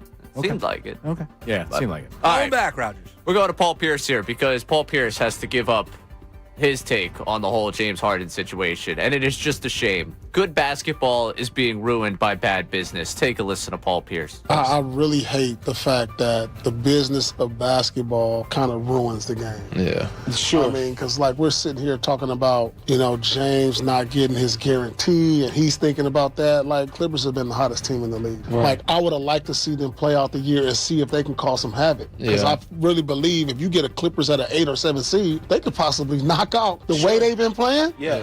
Like, it went from it wasn't even about basketball. All right. You got an issue with that? Yeah. So I can get down with him, though, because the Sixers are going through it. The That's business fine. of basketball. They just had to give up Jared McCain because of the business of basketball. And for the Sixers thing, sure. But are we really going to give the benefit of the doubt to James Harden? Is it really hurting James Harden's wallet that he's not making that millions of dollars at this point? You're 30 what? Where you've had how many max contracts? How many good situations have you left? It's a 16. Yeah, that's what I'm saying. Like, is it bad business that's led to James Harden being everywhere around the globe? No, at this it's point? James Harden. Yeah. No, this is a James Harden issue. He is what he is. He's an amazing scorer. He's a Hall of Famer. And teams also haven't won with him for good reason. No. Yeah. He forced his way to Brooklyn, and then he didn't want to be in Brooklyn. He went to the Sixers, and then Daryl Morey's a liar, and he went to the Clippers. Now he's leaving the Clippers, and he's going to be in Cleveland, and he's going to leave Cleveland, and he's going to go somewhere else. No one's going to give him a long-term contract. He's not getting maxed out. He is what he is at this point. Right? So, screw James Harden, is what I say. All right, how much money do you think James Harden's made in his career? In his career, over $300 million. Got to, right? I'm looking it up right now. Ray, what would your... I'll go... He also hasn't gotten another contract. He's been in the league forever, though. He sure has. 350? I didn't actually think Harden was going to be any good. Really? Oh, he was a beast at Arizona State. But he also got pushed around by Temple. Yeah, I was going to say, remember Brooks? that? Yeah, Yep. Temple, yeah. For sure. And I was like, well, screw him. And then it's like, wow, he's I didn't smooth. think he was going to be this good. Yeah. Absolutely not. No. And All then- right, he, according to this site here, he's made $411 million. 0.6. That's good work if you can get it, baby. He was making 39 Whoa. this year with the Clippers. And he's also had an Adidas contract, $200 million. Did you see the Cleveland Strip Club was already, that's, the running gag. He comes into town, strip clubs put out, on their big board, James Harden, come on in. Yep, they put it on Instagram. Yeah. Everybody picks it up. Yeah. Yep, he'll probably go. Good All right. brunch. Anything else there, Ray? Yeah, last one for you here. Mike Vrabel was on with Bustin' with the Boys, talking about the culture he's built there and something new they're doing on Fridays ahead of their meeting to prepare the game plan. You know, we do this thing we've added on Friday tape. We've added the weekend update. So Willie Campbell does the weekend update. He'll talk about the weather for the game. He'll talk about birthdays that are coming up, any events. And then we go into this like monologue of like making fun of people. And he goes up there with his like Southern drawl and he kind of deadpans it. And, you know, we have a group of writers that write these jokes. A group of writers. and the guys love it. Yeah, so Will Campbell is doing a stand-up routine, basically, with 6 writers for him, where they roast the same, like, 5 or 6 people within the Patriots organization, including Vrabel, every Friday in their meeting going into breaking down the game So are plan. these professional writers that he hired? It seems like that's the case, that the Patriots have 6 writers that they're paying some sort of money to, hey, make Will Campbell funny. We're going to use his Southern draw at the end of the week to get a lot of laughs out of the guys and get them a little bit loose before we go over the game plan. I dig it. I'm in on it. That's awesome. Yeah. He's in the Super Bowl. Well, and, I mean, what an amazing turnaround. Vrabel comes in. Campbell's a top 5 pick. He's a rookie. People don't know if he was a guard or a tackle. I was looking at the odds for next year for the Super Bowl. Okay. Where would you say the Eagles are? I'm going to the BetParks app right now. Oh, they're top 10, but they're in the bottom half. I would say like 8, 9, probably 7, 8 teams in front of them. Ray, what would you say? I'll go 10. All right, I'm trying to pull it up right now. I know that they're plus 1,500, and they're tied with a lot of teams that are like Detroit. I know last time I looked at this, Detroit was one of the teams that was tied with the Eagles. And I get it. A lot of this is recency bias, but also if you look at the Eagles and you look at their every other year thing, plus 1,500 right now for the Eagles to win the Super Bowl, to me, is a really good deal. Like really good value right now, because you could go through the offseason and the draft, and the Eagles could be like a plus, I don't know, plus 800. So right now the Eagles are plus 1,500, along with the Patriots. The Patriots are in the Super Bowl this year. Maybe if they win, that number will change, but plus 1,500 for the Patriots. Odds makers love the Eagles. All right, the Rams are plus 900 as the favorites, along with the Seahawks. The Bills plus 1,100, Ravens plus 13, Packers plus 14. So the Lions, Chiefs, Chargers, Patriots, Eagles are tied at plus 1,500. So they would be the 6th, tied for 6th. So that's not bad. No, not bad at all. But, look, it's the offseason of change. All these new coaches. Hopefully, I want A.J. Brown back, but I want him happy. If he's going to be miserable and he can't get behind a new offensive coordinator, offensive play caller, then it's time to cut bait and make a move. But we'll see how that one plays out. Speaking of A.J., yeah, Mike. I talked to Mike Gill, our own Mike Gill, who's out at there. Super Bowl Radio Row. He had said, I talked to him, I said, any idea if A.J. Brown's going to be talking to the media today? And he said, I talked to him yesterday, and he said he's not doing any media. No media. So he's just out there walking around. So he's at Radio Row, but he's not doing media. That is very interesting. That's a hell of a place to go to when you're not doing any media. But people talk about you. People talk about you. What do you do? Take pictures with your Subway sandwiches or, Maybe you shake, you go over and you shake somebody's hand, or maybe they get you for a second at one of the big podcasts and you don't really say much. But he said he's not doing media. So in other words, he's not sitting down with local radio stations, No. so they can ask a question. Look, nobody, and he shouldn't. All love and respect to the local people that are making their haul out there, and I wish them the best. But I saw Cooper DeJean just beelining it, man. He's doing McAfee, doing the big heavy hitters. See you, and then that's majority of those people. But it's a great place to be. A lot of people are there, and like you said, you'll be able to talk to people like A.J. Brown, and you get the word from the horse's mouth himself. I'm not doing media. I just want to bring this up. Mike Vrabel. Do you know Mike Vrabel trivia? He caught 10 passes, and all 10 of them resulted in a touchdown. Remember those Patriots teams? They would always have, Vrabel was like the favorite secret weapon, of Bill Belichick with those. We have Cooper DeJean audio, you said, Ray? So he's talking with McAfee about, is this about the Nikki Bella romance? Hello. Yes. All right, here's Cooper DeJean. You want to talk about your public relationship or no? I don't think I have a public relationship. There you go. All right, awesome. Let's move along. Ladies and gentlemen, it is time. The internet talks about it. Yeah, they do. Oh, shut up. I don't know. I prefer what he did versus what Kay Adams did. Well, I got that for you, too. Dude, Kay Adams, I got to take a bath after her talking to him about Nikki Bella. But do you think she does a good job, Kay Adams? Kay? I've never I've never watched her show, but anytime I see an interview or something that is out there, I mean, she's nice enough or whatever. I don't, it's not that Diana Rossini or Schefter where I like to attack them when I see things. I think she's pretty terrible. I think Kay's done a good job, and she came from the Good Morning Football crew, and she held it down. Yeah, she did a good job with that. She gets the best guests. Of course she does. The best. Yeah, okay. Like, she's She's fine. a weekly hit with Kevin Durant, for God's sake. Okay, like, she's fine. I have no interest in watching her. Right? Like, obviously, she's successful in what she does. Even at Radio Row? I have no interest in watching anything she does. But here's Cooper DeJean and Kay Adams. Obviously, Reed's got to do what's best for him. Got a baby on the way, so this is Reed Blankenship, who's a fun free uncle agent. right here. But yeah, I hope we can get Reed back, my best friend on the team. We spent a lot of time together, so hopefully we can bring him back. And Aunt Nikki Bella? Ugh. All right. No? That's a good one. No? I don't know about that. Oh, really? Yeah. Oh, I think we had She's a good friend. Yeah. She's a good friend. Yeah. Did we have the quote? There was a quote. Yes, there was a quote. Can you blame a girl for having good taste?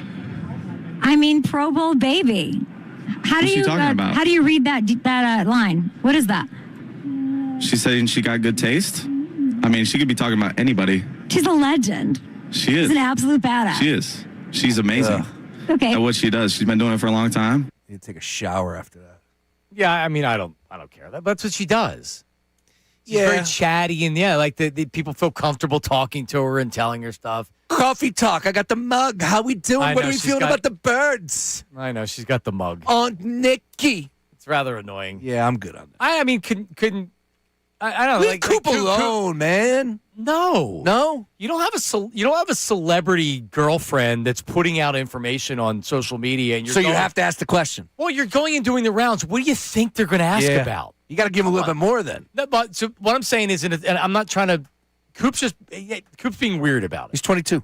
I understand that, and it's not a criticism. I'm just saying, if you're going to date a celebrity that is always making sure everybody knows that, like, yes, she does. I don't know. He's just being weird.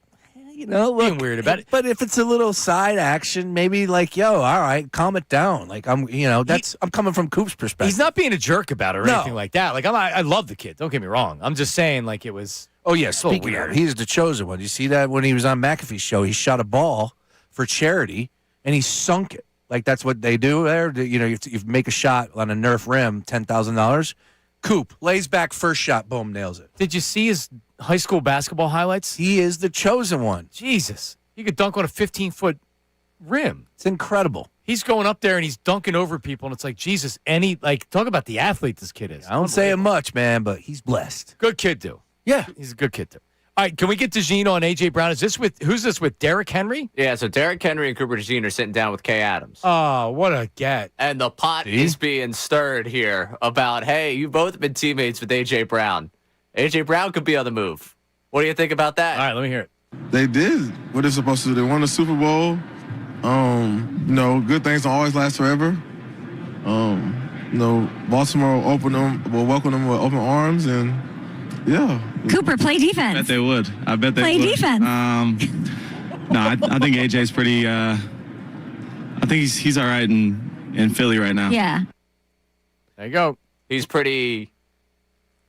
all right in Philly right now. I felt a little bit awkward. And it ends with him saying, AJ will be here tomorrow. Basically, like, AJ will speak for himself. Is that what he said? Yeah. That's where I got A.J. Brown will be at Radio Row, and I'm sure we're going to get some audio from that, but play defense.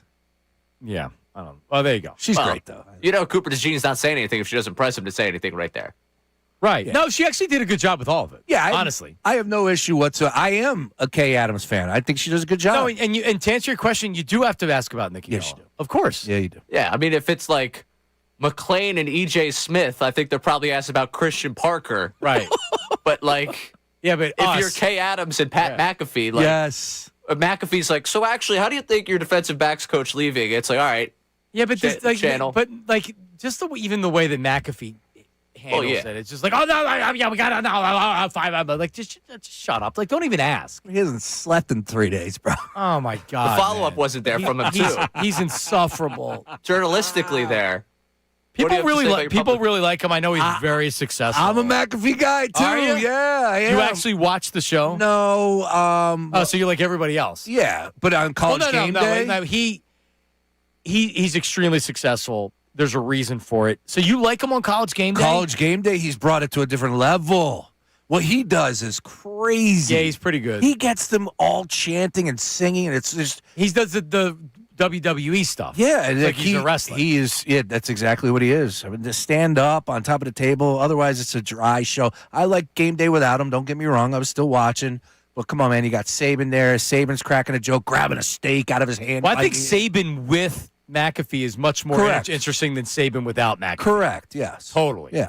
Yeah, he does make it. I mean, I don't know. It's good for the College Game Day. You're right, but I don't watch the noon to 2 show. I mean, I'm like, all right, cool. Right. So I've never Days at 9 a.m. on Saturday. Let's go. All right. Can we wrap up with the Francesa audio? Is this on his big podcast, the Bet Rivers podcast, like Francesa? Because you know what? The radio he used to do on the Friday before the Super Bowl. You know what he did? No. All show long, he would do Super Bowl trivia. Oh, that's great. And I'm sure you can imagine what that sounded like with Mike Francesa asking callers Super Bowl trivia. Love it. My man can't give it up. Nope.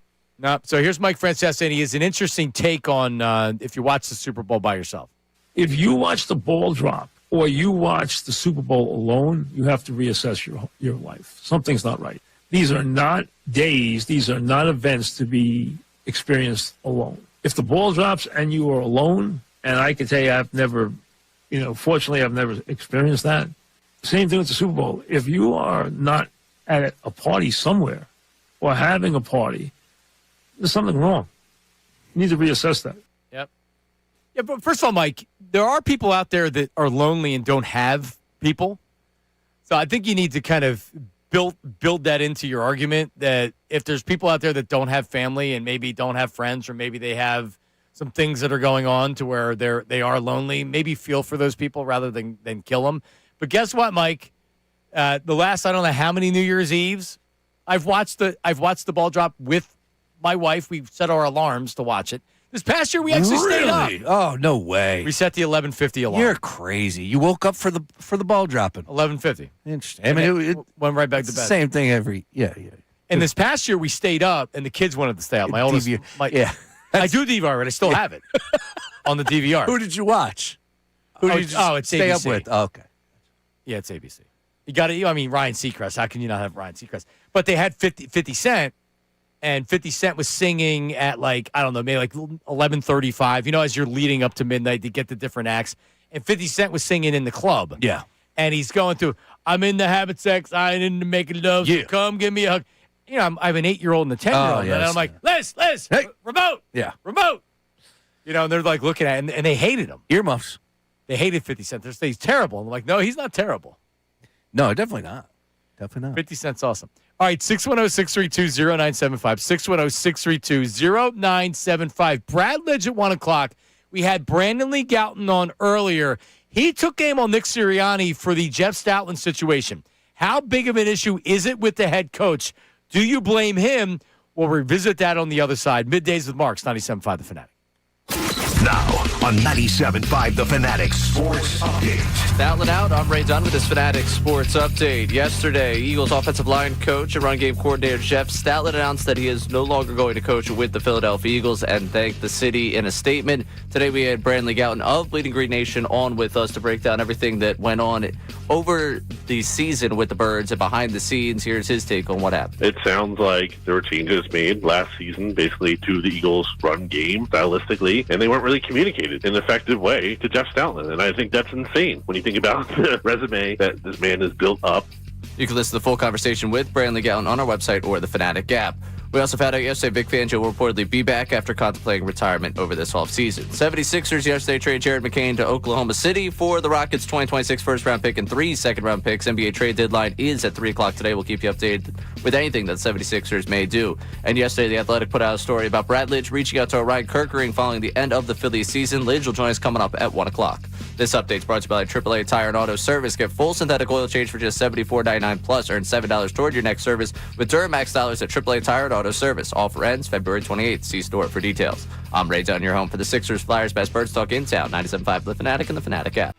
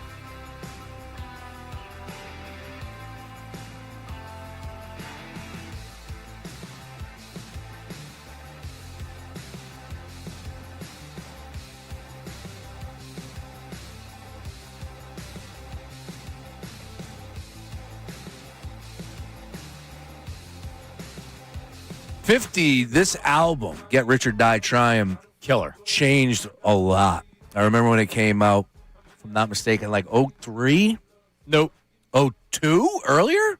I was 03, because it was about, I remember where I was living at the time, and it was post Hawaii. It wasn't pre Hawaii. Yeah, I believe that's right around there because I can remember the car that we were cruising around, my buddy's car. I just remember when you went to the club, if that song came on, everybody in the place was going crazy. I don't want to do this to you guys. It's even earlier. 23 years ago tomorrow, 2003. Really? How about that? Yep. How about that? I don't. Isn't it funny? You could just like how I pinpoint history is. I'm like, oh yeah, I remember being in my buddy's car, cruising, listening to this song. Yep. I remember being in the 5 spot at the 5 spot, There you go. which was on Bank Street. It was a club on Bank Street in Old City, and was Club Envy around when you were? It was the 5 spot and Club Envy. They were next to each other, and because it's like an alley in Old City, and that was the. I remember Charles Barkley came into the 5 spot and bought a round of shots for the entire place, And he still does that to this day. Yep, Still does Patron. He bought a round of Patron shots for everybody. Still does it to this day. It's good to be Chuck. It is good to And he's down about 50 pounds. Yeah, GLPs, man. He looks like a turtle. That's what he does. He looks like, like in the suit. Yeah. Like, he's got the small head now.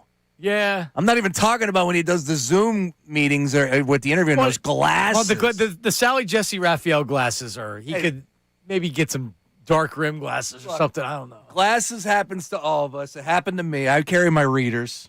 I need to get glasses.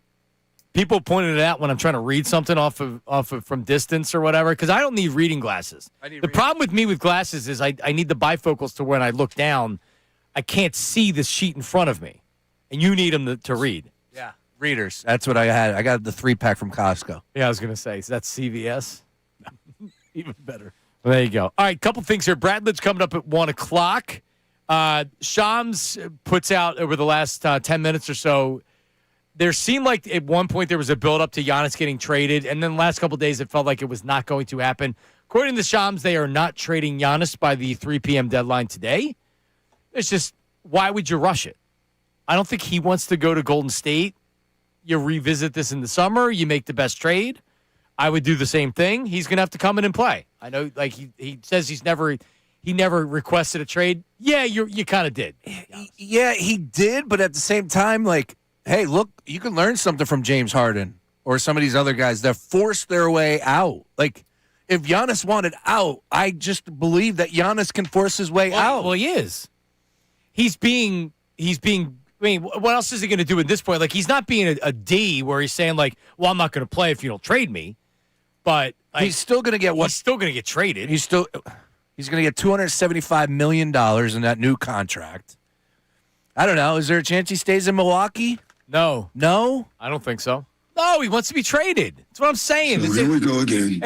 It's like, Ray, what are we talking about? He's let the team know that he wants to move on. Now, the team could say, well, we're not going to trade you. When has that ever happened? Yeah. Where players request to be traded and they don't get traded? They have to get the best deal, though, and they don't have to force it. He's being nicer than pretty much anyone else in this whole thing. That's correct. Agreed. How many more games this season? That calf going to be bothering him the rest of the way? But I've read that he is not the type of guy that is going to sit out, that he's going to want to play, especially if they're in striking distance. Yeah. I don't know if they're going to be by the time he gets back. I don't know. He may not play again. I don't know. He is posting on Instagram, though, and his latest post yesterday, quote, no pencil, but I'm still drawing all the attention 100. Does he have a person that does that, or is that him? I don't know. That seems like a Giannis post, right? Seems like him. He's a poster. He's got 16 million followers. Yeah. Sheesh. All right. Well, Brandon Lee Gouton does not have 16 million followers, but he is the editor-in-chief of Bleeding Green Nation. We had saw last night on Twitter, he was very unhappy with Nick Sirianni over Jeff Stoutland leaving the organization. He joined us earlier. Here's what he said. I feel like at some level, it's on the head coach to kind of make this work and figure it out and take what you have. I mean, again, I think it's just like too easy to be like, oh, well, we have to cast Jeff Stoutland aside. Like, I think that's kind of just you're kind of taking the for granted the greatness that he is and he has achieved here. Yeah, I think it's easy to say, and I respectfully disagree with BLG. I think it's easy to say that, well, you just got to make it work. No, this wasn't going to work. By the way, I just want to point this out, and this is not any criticism of Jeff Stoutland. The Eagles wanted Jeff Stoutland to stay on as the offensive line coach. Jeff Stoutland still could be the offensive line coach of the Eagles. He determined and decided that because he wasn't going to be the run game coordinator, it wasn't something he wanted to do what he was going to do, which I'm totally fine with. I understand it. But the Eagles didn't say you're fired, beat it. They were bringing in a new offense that wasn't what Jeff Stoutland ran. Like, Jeff Stoutland was the run game coordinator, and they took that away from him last season. If you want to say that the Eagles made mistakes during last season and how they handled the situation with Stoutland, I'm all for it. I'm open. My ears are open. Need a little more detail, though. Yeah, but you're right. I'm all for it too. Yeah, well. I don't know that they didn't tell him properly. I just don't think he didn't like what they were doing, which is understandable. It's tough for me to swallow the fact that you are in the area of the new, and we have an opportunity to keep this guy around. Again, maybe Stoutland was like, all right, you rub me the wrong way mid-season. There ain't nothing keeping me no matter what. I just feel like we would be in a better case for the Eagles, especially with a new offensive coordinator, to have Jeff Stoutland here, and he's not. And I get it. He had an opportunity to be the offensive line coach. He said, I don't want to be here anymore. And that's on him, but it is a tough pill to swallow, cutting Jeff Stoutland out of the offense. Yeah, it sucks. It does. He never, like, you had said this last week about Chip Kelly about Lane Johnson. Chip Kelly brought in Jeff Stoutland. So you think about that. Wow. All the mess that Chip Kelly ended up making here, drafted Ertz, drafted Lane Johnson, brought in Stoutland from college. Jeff Stoutland coached in college for 30 years. I was going to say, he was a Alabama college guy. Yes. And for all the, he also brought in Billy Davis to be the defensive coordinator. That was a horrible move. But Stoutland was here for 13 years. Chip Kelly brought him in over multiple regimes. The Eagles are smart enough to know, hey, we're hiring a new head coach, Stoutland's staying. Just like with John Harbaugh, they kept him when they hired Andy Reid. A lot of times when new coaches come in, like look at the offensive coordinator coming in. They're running a new offense. They pretty much got rid of a lot of their coaches, their position coaches. Man, two-time Super Bowl champion. You're right. All those college years, and then all of a sudden Chip Kelly gives him a phone call. Hey, we got an opportunity to be the offensive line coach. I'm the new sheriff in town. Why don't you join me? And he did, and then the rest is history. Still here to 2025. And run game coordinator. Again, we were talking about this earlier where are there other offensive line coaches that are the run game coordinator as well? I'm sure there are. Yeah, I'm sure there is. I was looking at offensive line coaches and how that plays out, but the majority of the run game coordinators are offensive coordinators as well. And I think it is worth noting, Saquon Barkley ran for 2,000 yards with Jeff Stoutland being the run game coordinator. So people may ask, well, he's obviously not doing something wrong if they're able to do that. The problem is getting a running back to run for 2,000 yards every year. That can't be your offense. No. And, I say I could have did what Sirianni did for that Super Bowl championship. I'm definitely not telling you that I could have been the run game coordinator for that Super Bowl championship. That's for sure. It sucks. He look at the Hall of Famers that he helped develop. Jordan Mailata didn't play a down of football in his life, and he's turned himself in part because of Stoutland has become a Pro Bowl player. All his guys rave about him. Every last one of them rave about him. But it's hard for me just because it's the easy thing to do and it's what people want. People want the flesh and bone of the Eagles to just call them dysfunctional because Jeff Stoutland's leaving. Doesn't everybody want change on offense? Hasn't everybody said we need this new offense? We wanted Sean McVay offense. We need a modern offense. Jalen Hurts needs to evolve. The offense needs to evolve. Yes. Okay. But I think it's a combination of everything. The culmination of the fact that, Vic, am I retiring? Christian Parker leaves to go to Dallas. It's just a part of everything all rolled up into one. That's the issue, right? If this was just a solo deal where Stoutland was replaced in the middle of the season, turnover right now, and now we don't know what's going on with AJ, as we were talking about with Dallas Goedert. So some question marks, and there's a whole lot of new. Yep. I saw Kevin Kincade at Crossing Broad has an idea. If Vic Fangio does leave, you could get a 2-for-1 because Juan Castillo could be your defensive coordinator and your offensive line coach. I like that. Where is Juan these days? Is he holding it down anywhere? I thought I just saw he got a job. I want to say he was going up to the Giants. That's crazy. Is that right? Juan Castillo's still coaching? Syracuse football's offensive line coach. No way. Well, he was with the Ravens for a little while. Okay. He went down with the Eagles connection with John Harbaugh. I think he was I with remember the that. Bears, I believe, for a while. Talk about lifer. He was run game coordinator, and then he was with the Ravens as offensive line coach. He went with Sean McDermott up to Buffalo. Wait, Juan Castillo was the run game coordinator where? Baltimore. That is great, man. But then he was just offensive line coach. After that, he went up to the Bills as offensive line coach and run game coordinator. Oh, man. All right. Maybe it is That's for 2 years. Normal than what I think it is. He was with Michigan for a year. Again, another Harbaugh connection. Do you see how this works? He works for the Eagles. He goes through an Eagles connection in Baltimore. He works for Baltimore. He goes through an Eagle connection in Buffalo. Yep. He works for University of Michigan, connection with John Harbaugh, Jim Harbaugh. He goes to the Bears, offensive line coach for 2 seasons.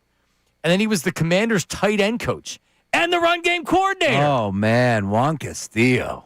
UCLA offensive line coach in 2024. I'd put his resume up against anybody. He was the defensive coordinator, offensive coordinator, run game coordinator. Michigan senior assistant offensive line coach. And then he recently hired as Syracuse's offensive line coach. And there is a report out there that the Giants might be interested in. Heck yeah. It makes sense with John Harbaugh. 66 years old. Sure. Keep All it right, going. All right, coming up, the Kobe Dean.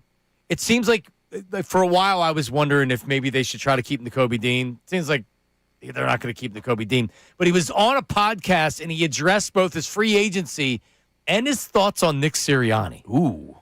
We have that coming up next. Brad Lidge coming up at 1 o'clock. Middays with Marks 97.5 The Fanatic. The Phillies will be in Clearwater.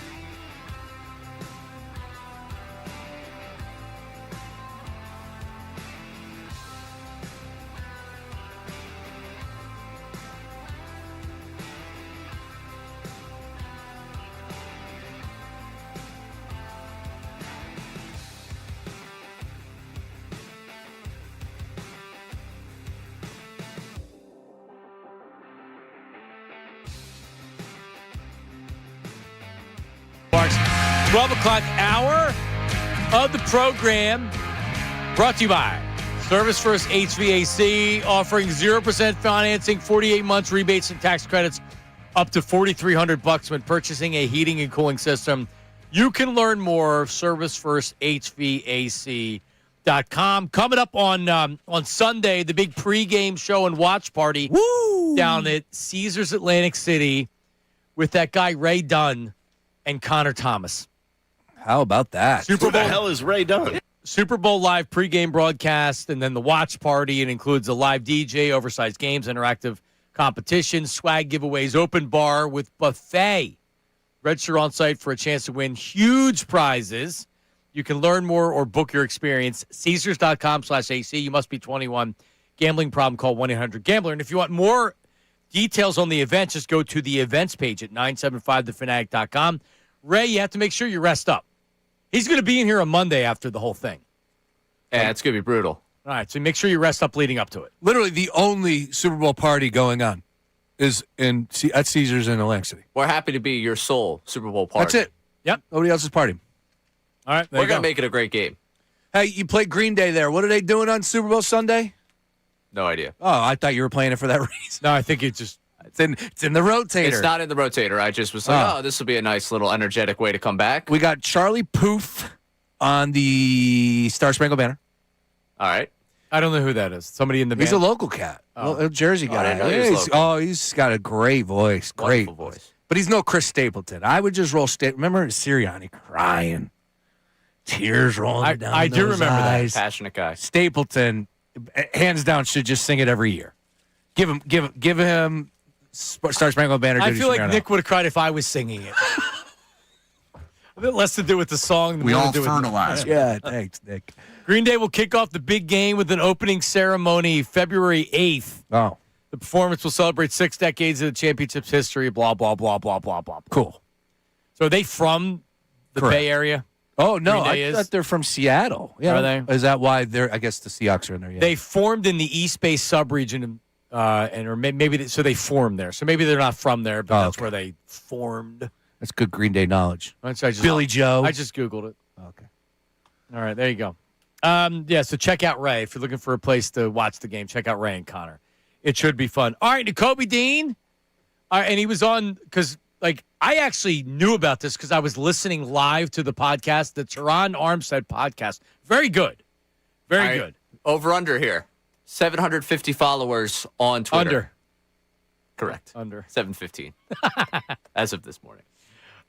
So he's talking about, let's do the free agency. He's talking about his free agency. Here he is. I don't want to go nowhere. I want to be a Philadelphia Eagle, but we talked about the business of the NFL. I know it's a business, and I know we all got to tangle together. Let's see, but I do want to stay in Philly, man. Why not? For sure. Like you say, you got all the Georgia guys over there. You got my boy Zach. You got all the other guys familiar with the scheme and everything. I mean, you built the foundation in Philly when I got drafted over there, so why not want to stay, bro? For sure. I would like for him to stay, too. Was the microphone in his stomach when he was speaking? What the hell is that He's sound? got one of the wired earbuds.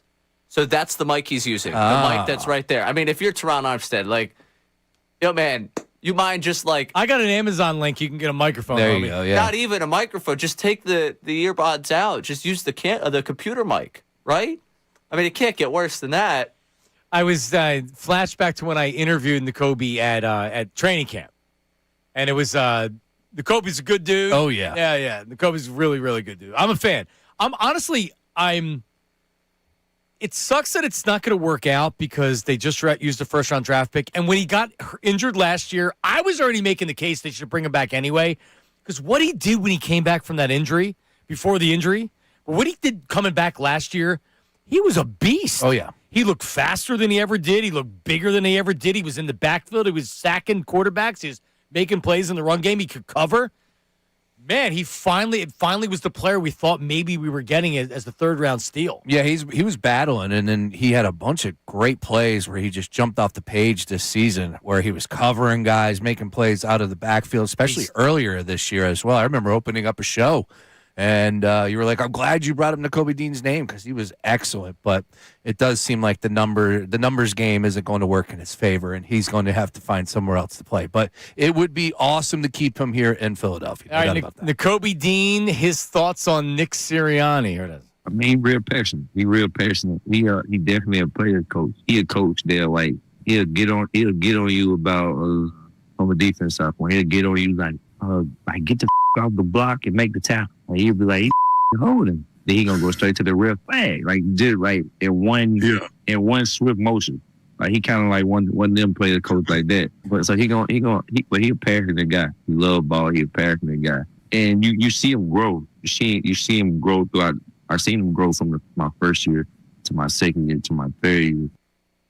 All right, there he is. One thing I will say about Nick is I like the fact that he chooses, like he goes after guys. He choose guys out. I don't know if you need the intensity. Sometimes he's yelling and screaming at Jalen to where it's a little bit too much.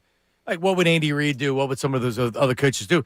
McVay gets pissed out there too. It's Sean McVay yells at guys too. So I like the fact that Nick.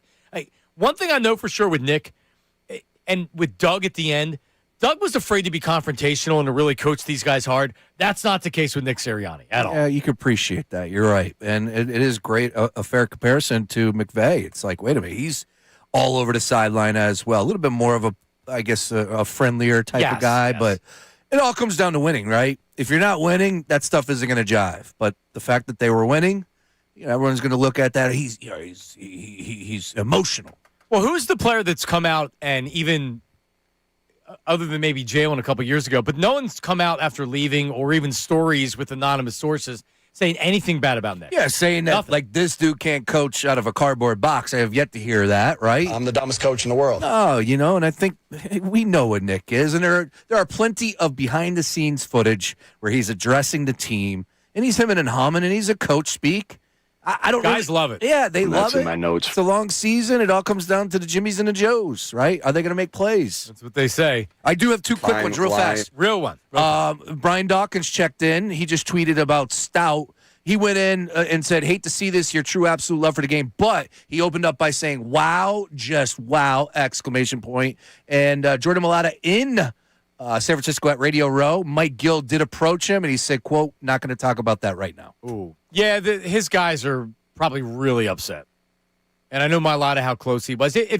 Where was that NFL Network that did the special on Stoutland, which was really, really awesome. You saw how much the guys love him. You saw why they loved him. Stoutland was so good. He was sitting down with his wife and his kids. What's the name of the special? Hungry Dogs Run Faster? Yes. It was awesome. Well done. What a great name. Hungry Dogs Run Faster. Yeah, I love Stoutland. It burns that he's leaving. I don't want to open up the can of worms at this exact moment. But Lane Johnson, Brandley Gouton basically said, yeah, that's still something he's deciding. Yeah. I can't imagine this helps your case for saying, Lane, put your body through hell again. I'll go back to what I said before, and I'd be shocked if Lane Johnson wasn't back. Can't end on that note. You're not ending on no. Come on. Guys don't end their career without having knowing this is the last season. I don't know. Does seem like a different cat. He's a different cat. All right. I was just looking at one all-star closer, Ricky Bottalico. We're going to talk to an all-star closer coming up next. Brad Lidge. He spoke to Orion Kirkring after the big throwaway against the Dodgers. What did he talk about? Where's Orion's head? And how do you move on from that and really thrive? Lidge did it after 2005. We'll talk to him coming up next. Middays with Marks, 97.5 The Fanatic.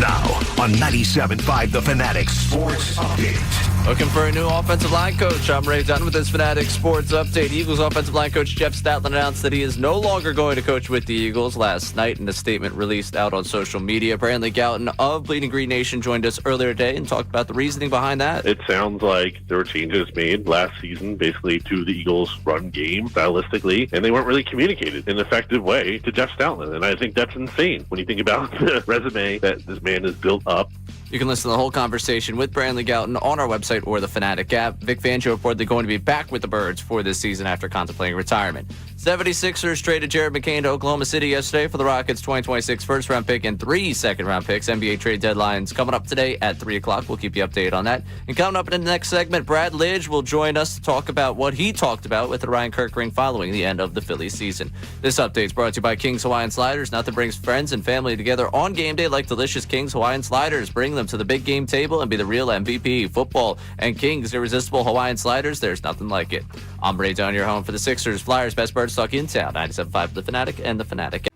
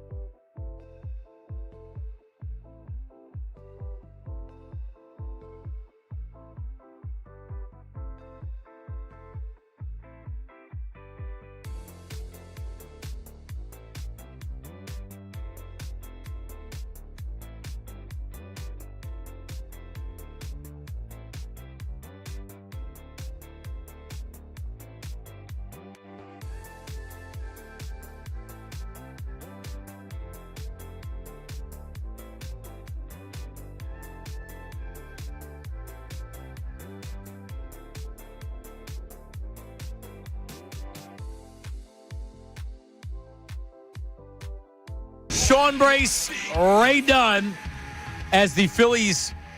When do the pitchers and catchers? Like tomorrow? 5 days. 5 days, yep. 5 days from now? The truck hasn't even got there yet, John. The Fanatics in shotgun, they're probably at South Carolina, somewhere around there. Myrtle Beach? Well, right around Frozen Myrtle Beach? Yeah. I'll be there in 2 months. South of the border, is that where they have all the fireworks? Oh, yeah. When you're driving down? All right, well, pitchers and catchers get you excited, as does our next guest. He will go down in Philadelphia sports history as an icon. Oh, yeah. Both on the field and off the field. And he joins us right now. Brad Lidge joins Middays with Marks. Brad, thanks for a couple minutes. How are you? Yeah, I'm doing great, guys. Thanks for having me. You got it. Does it ever get old? We didn't play it, but does it ever get old hearing Harry's call of the final out?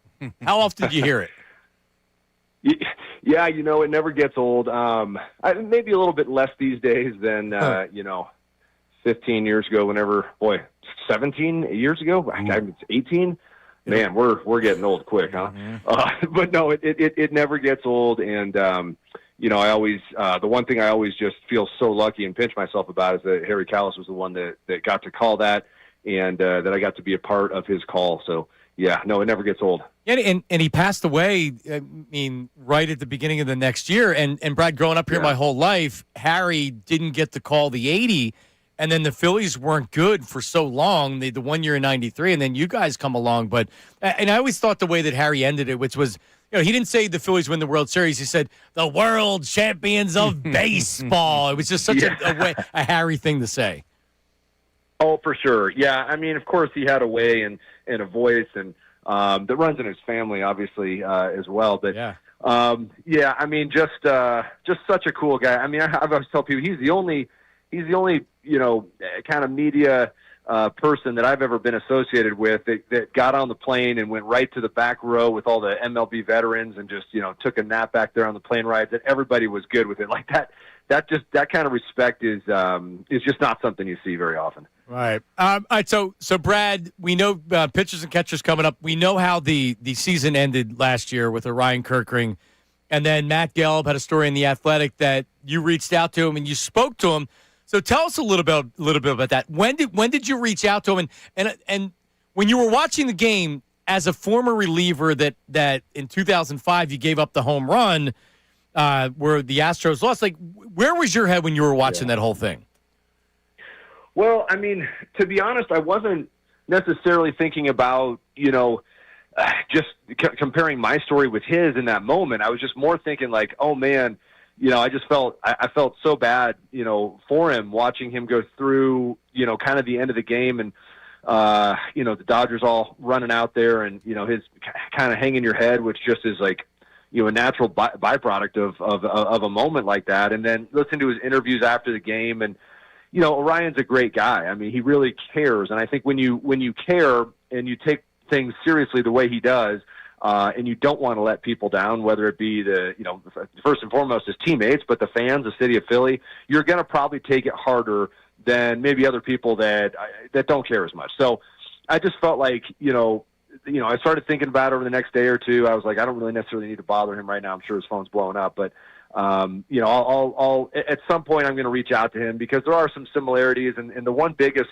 thing I kept thinking was, he's going to get another opportunity in 2026. Like, the Phillies are going to be back in the postseason this year, I have no doubt, and he's going to get the ball again with the game on the line. And I think for me, that was the thing I wanted the most after 2005 is to have another opportunity, which I was, I had to wait 2 years myself and finally got traded to the Phillies. And I got that moment in 2008, but I just wanted to let him know a couple things. Like, number one, you're going to get that opportunity again, and you can not only right the ship, but you can, you could be the guy that throws the last pitch to win the World Series. Like, that could theoretically happen in 2026. It's not a stretch. And number two, I wanted him to know that, yeah, your teammates will say they have your back, and they do. It's an incredible clubhouse with incredible leaders, but also, like, Phillies from the past, like, we all have your back too, because we all understand, especially relievers, like we do so many throws out there during the regular season. I can't tell you how many, pickoff attempts over to Ryan Howard I skipped in there and beat him up. So it can happen to anybody. So, like, we all have his back, and I just thought he should know that. Like, not just, current teammates, but even teammates from the past and whoever else. Like, we've got your back. We understand what you're going through. And I just wanted him to know that so that he could, feel hopefully it would help him kind of move on and be able to move forward with 2026. So the story goes, Brad Lidge, that you called him, he didn't answer, and he called you back. How long was it after you called him to where he realized that you had reached out to him that he called you back? Yeah, it was a couple days. When he called me back, he was like, "Hey, I'm so sorry I didn't reach back out to you sooner. I was so backlogged with messages, and I think he was in the middle of moving out of an apartment as well. So." He had some stuff going on, and then he called me, I guess, pretty soon after he got my message, and we had an awesome talk. And I will say this: I think his head, even at that time, was in a pretty good place. He knows that he was, kind of had a long off season ahead of him. But man, I'll tell you what: if you look at everyone's like, oh, he's coming into camp in the best shape of his life, but he really did. He really took this off season, and he's like in the best shape of his life, I think, by quite a lot. And I think he's going to have a great 2026. I really believe he will. And, it's one of those things where something like this, it can haunt you for a little bit, but when the season starts and when spring training starts and you're kind of back in the motion of baseball, it frees your mind, and you let your body take over. And he worked really hard to be able to get to this point and to be able to have a great season. So I think he's going to have an outstanding year. Yeah, Brad, and there is good news here because I know we're in Philadelphia and we take our sports very seriously, but I think for the most part, fans are they're forgiving. It's not one of these things where we're ready to sharpen the knives, and the minute he comes back, we're like, get him out of here. He shouldn't be here. We all realize what happened, which is that was probably the worst time in his professional life, being a baseball player doing that. But did you offer some advice, or what did you tell him that you think, because you pitched in Philly, what did you tell him that you think that could help him? Well, I kind of wanted him to know, hey, listen, you're going to get hammered with questions. People, you got to be accountable, and he was. People, fans in Philly, if nothing else, they, they're forgiving, but you also have to be accountable, and you got to be a stand-up person and be a human about it, and let him in a little bit, and he did all that, and I said, look, you're going to have a lot of interviews about this. You're going to have to talk. This was way back when I was like, you're going to have to talk about it again in spring training, and it's going to come up several times. There's going to be several waves of it where people are going to want to talk to you about it. I said, but once you get to a certain point, and this maybe was one mistake I did, after 2005, I thought I had to answer every interview and every question. I thought that was the right way to handle it and, be there. But more and more, and we realize, more and more now with media training and everything else, you have periods where you kind of answer all the questions and you get it all off your chest and you say the things you need to say, and then you don't need to talk about it anymore.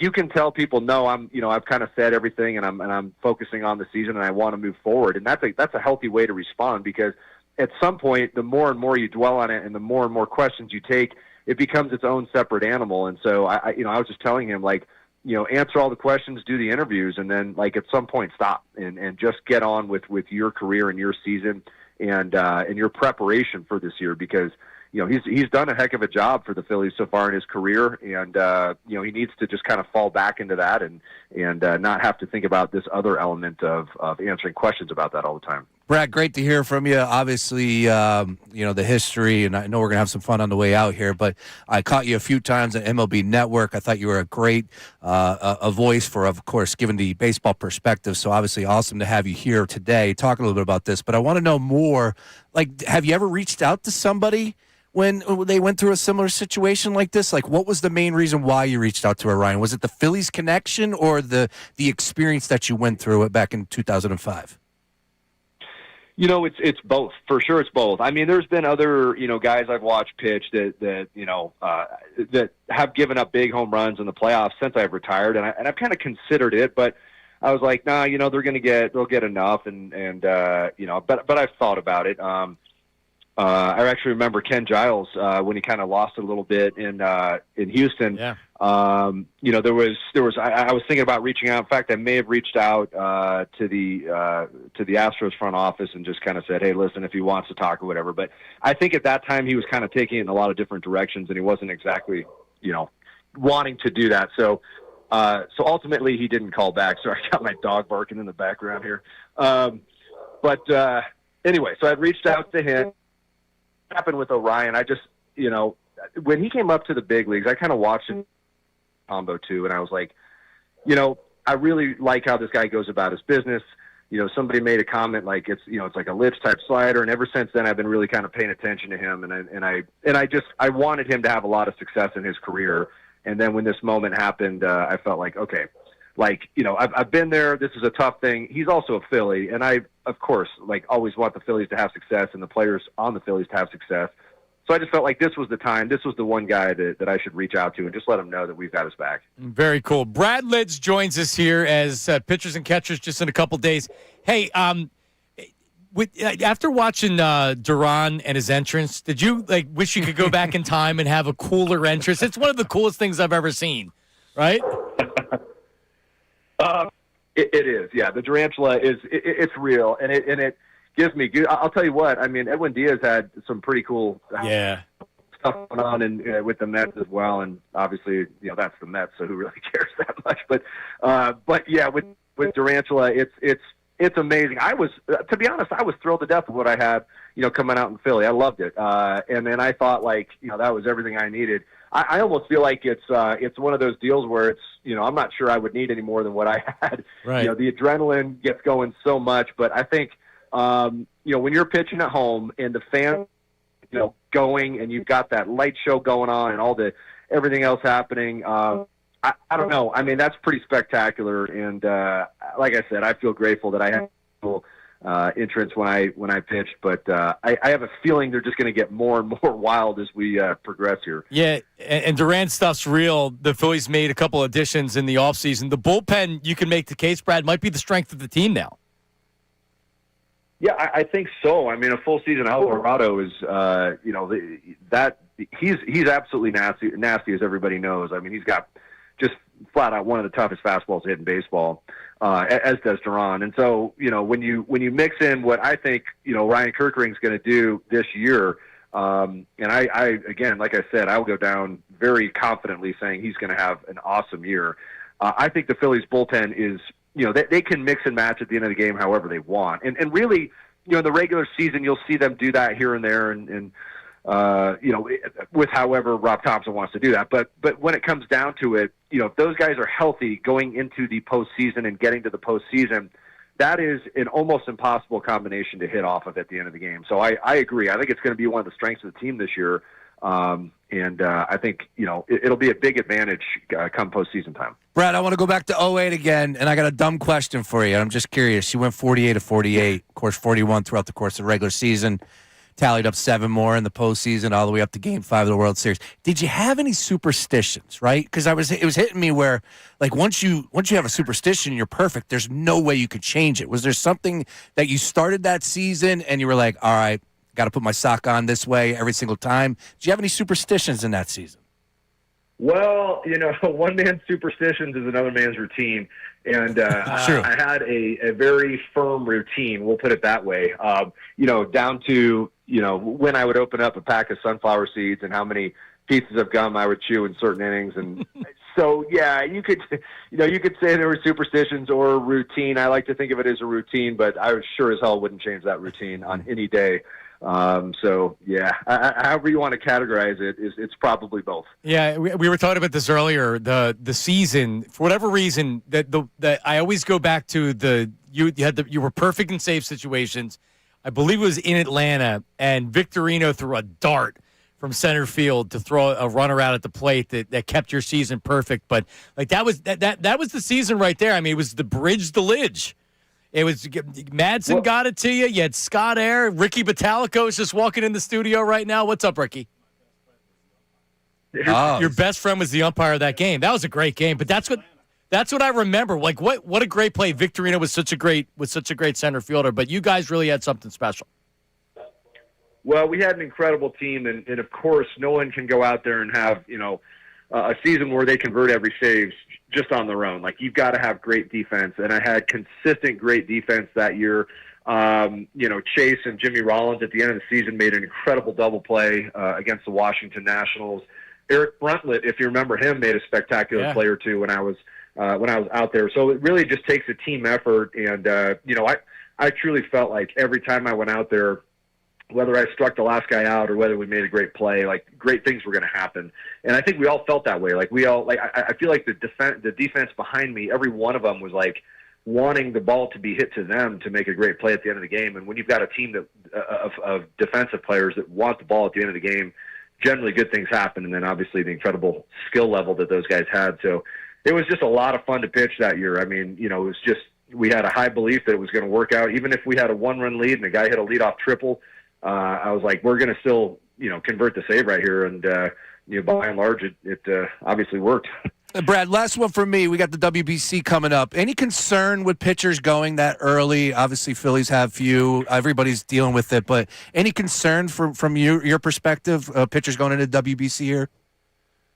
Yeah, definitely. I think there's been, it's tricky, right? But there's been at least a few studies that have shown that pitchers that do pitch in the WBC and have to ramp it up to that kind of intensity early typically follow with a less productive season, whether they're injured or whether their performance just isn't as good. That is what we see. That's kind of what these stats and the data kind of bears out. And there's been some studies about that. I will tell you, I got to throw in the very first one in 2006, and it was pretty awesome experience. I got the first ever World Baseball Classic save that year, but that being said, that was also, by far and away my worst year with the Astros. It so happened that it followed after 2005 and that home run I gave up. So it was like, wow. Were they connected? Were they not connected? Well, I can tell you that my arm didn't like cranking it up to 100% and that kind of intensity that early, and then having a couple weeks where you get back into spring training and you're kind of having this lull, and then you got to crank it back up again. So it's a tricky thing. I don't know that there's a better time to have the World Baseball Classic, but that being said, yeah, like it's real. Like pitchers generally are not going to be as productive the year that they pitch in that. Yeah, it's tough because it's unnatural. You know this better than we do. You go through spring training, you have a routine, and by the end of spring training you need to be throwing to a certain point, and then you're in the middle of March throwing 100 miles an hour trying to get a save in a very competitive game. I mean, the games are fun to watch, but the Phillies have Chris Sanchez is pitching. They have a couple of their starters pitching, so we're kind of holding our breath that everything's okay.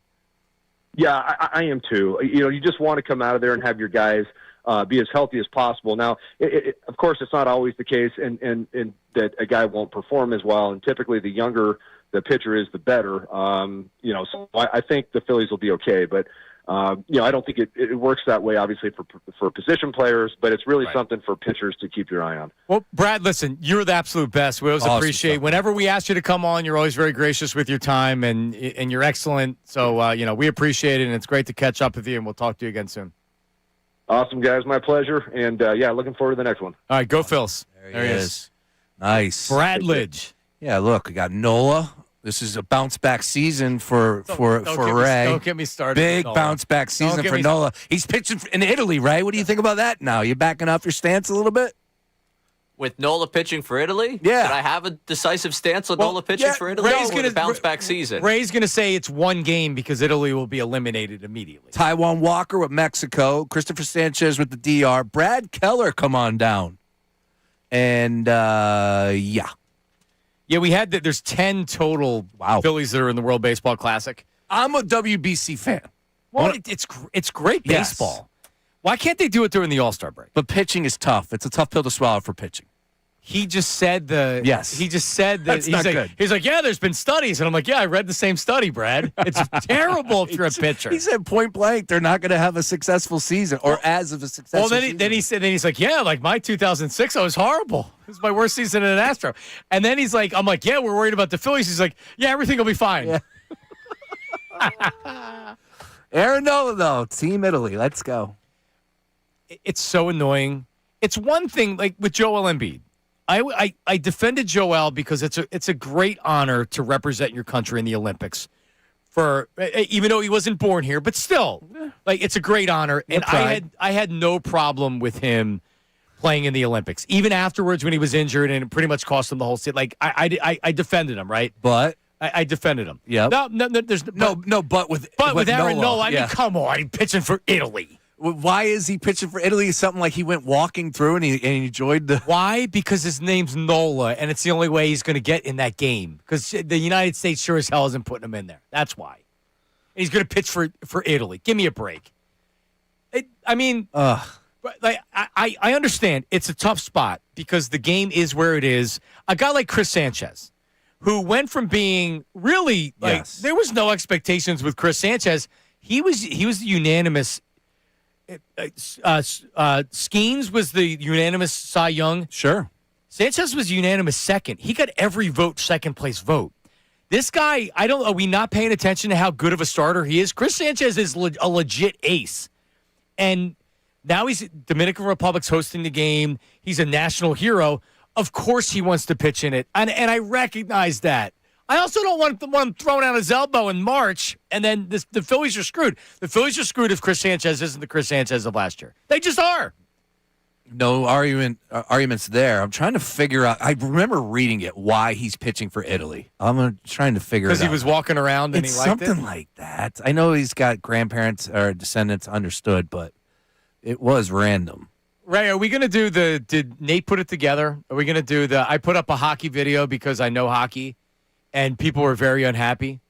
Are we going to do that? If we're not, we can do it tomorrow. It doesn't matter. I say we save that one for tomorrow. All right. Well, coming up next, the 76ers, the latest, because the trade deadline's coming up here. Do the math, Sean. How long? We are under 2 hours. We're about an hour and 41 minutes. Good job. Nice. All right, the latest on the Sixers. They're trying to shop some players, and we have a mad Dog Russo moment that's an all-timer. We'll play that for you coming up next. Middays with Marks, 97.5 The Fanatic.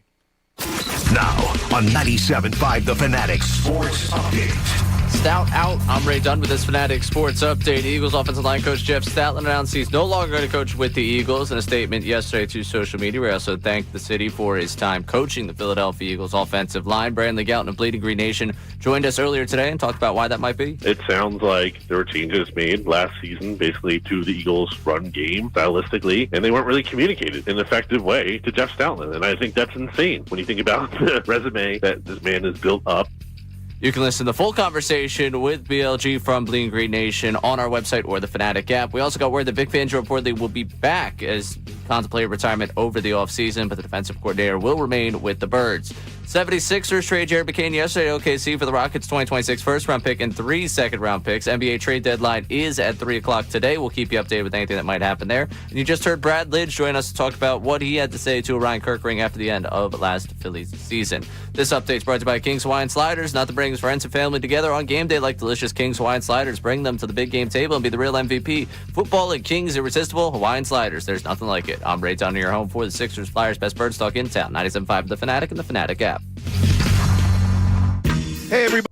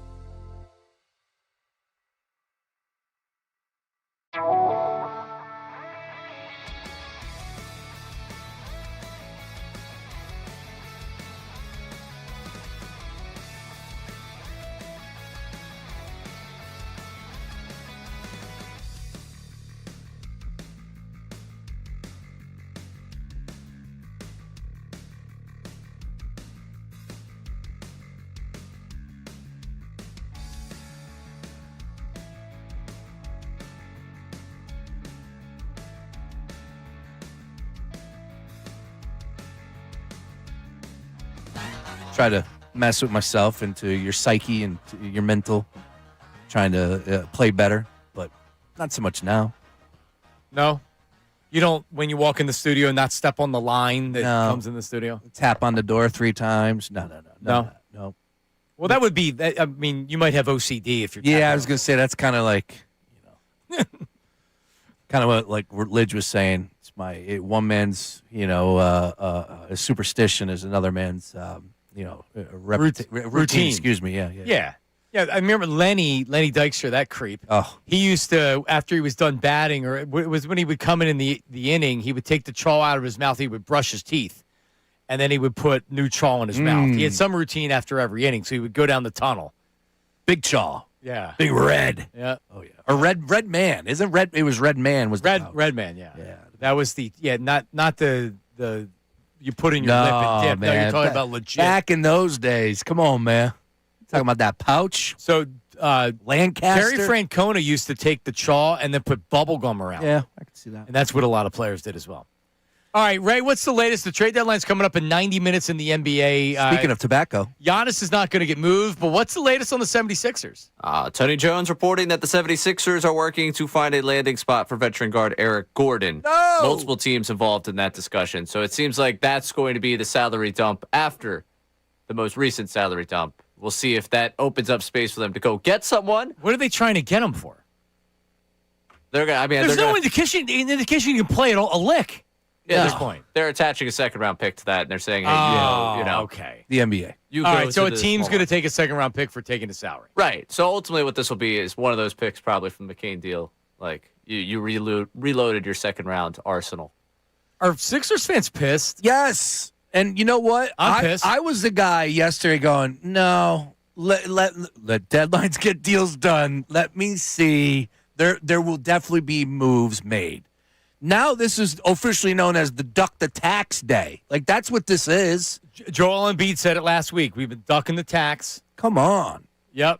So the only thing you're going to see is a trade to shed more salary. You're saying, right? I mean, you might see them go and get another rotational piece. Like that might be what if they get rid of Gordon, then you start buyout market. It could be the buyout market. Maybe they do go trade for something here. I don't know where they're going here. I would like to be pleasantly surprised. I'm going to be a little bit annoyed with Morey that yesterday it breaks at 158 and today it's going to break at like 215 that they get some rotational piece, and it's like, come on, man. Right. Help us out here. This is the first time. I know that a lot of people, and I mean, the Sixers are dysfunctional for sure, but I had always said that Josh Harris came in here and he always spent a lot of money. Right? The Sixers haven't been cheap. They've signed everybody. Joel Embiid's making a ton of money. They've now they sign everybody.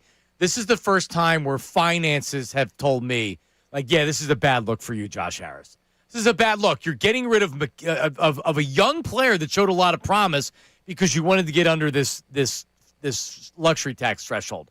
It's one thing to move a veteran guy that's maybe not all that good. There's a guy in the second year of a rookie contract that looked great last year. What does it say to that locker room? Because you said Embiid. Play Embiid. This is what it says to the locker room. Here's Joel Embiid talking about the team ducking the luxury tax. We say we've been ducking the tax the last couple of years, so hopefully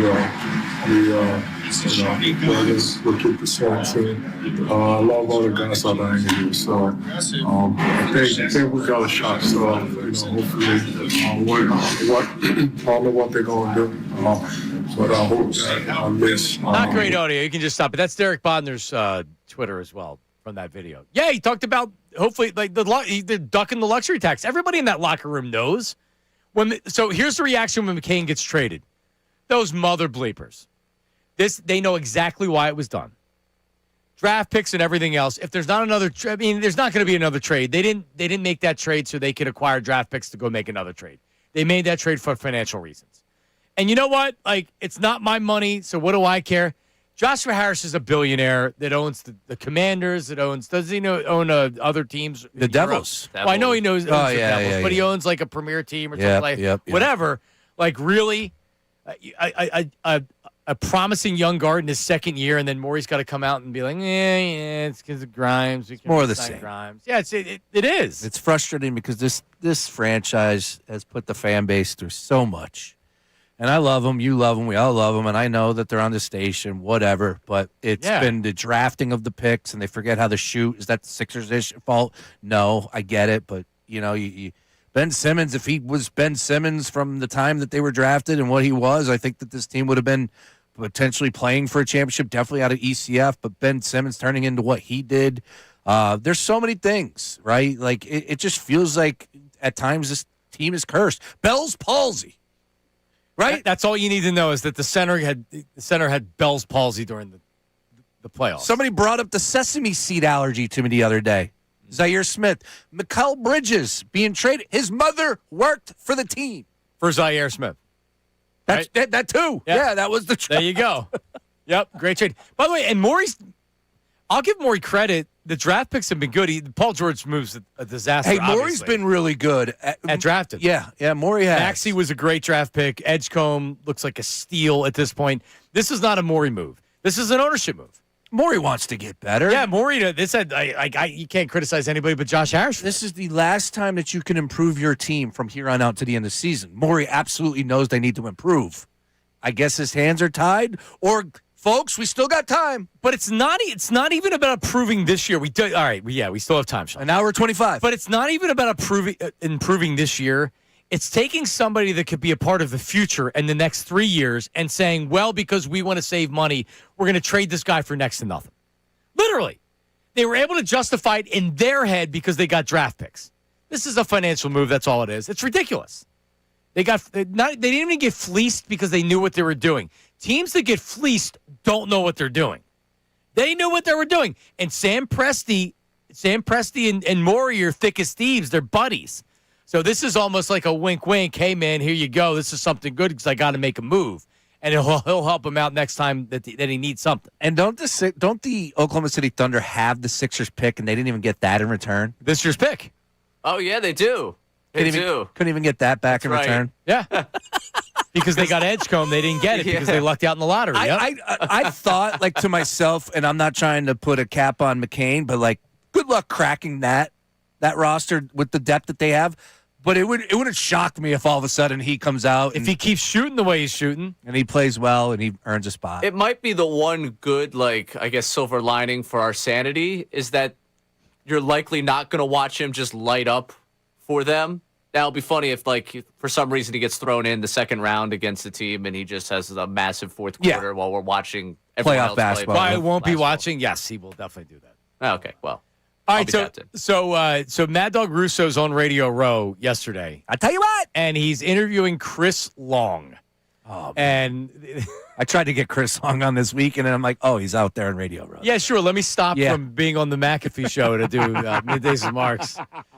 So this is a great Mad Dog Russo. Here it is. It's crazy. This is not world politics. I agree. I mean, let me know. I mean, were you afraid? I don't know. I'm with you, man. I'm with you. All right, how about 38 Special? We've heard a lot about that play. You know that was coming in the Super Bowl? Stop. I mean, to me, it's a little overrated because it was a 1-yard pass play. Yes. But I understand the fascination of Foles catching a touchdown against It's more about, for me, it was more about the statement of we're not afraid of you, and we're going to play this game to win. Anymore. Yeah, baby. This is 38 Special, by the way. Good love and gone bad. 38 Special. He called it overrated. Oh, shut up, Russo. That is fantastic. There's been a lot of discussion about 38 Special. There's a 30 for 30 coming up. Right. Yeah, it's overrated as a 30 for 30.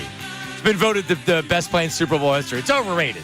What an absolute maniac. Can I hear this when he says 38 Special? Hold on, new slag. Great jam. Let's go. It is a great jam. They don't make them like this anymore. I'm with you. All right, how about 38 Special?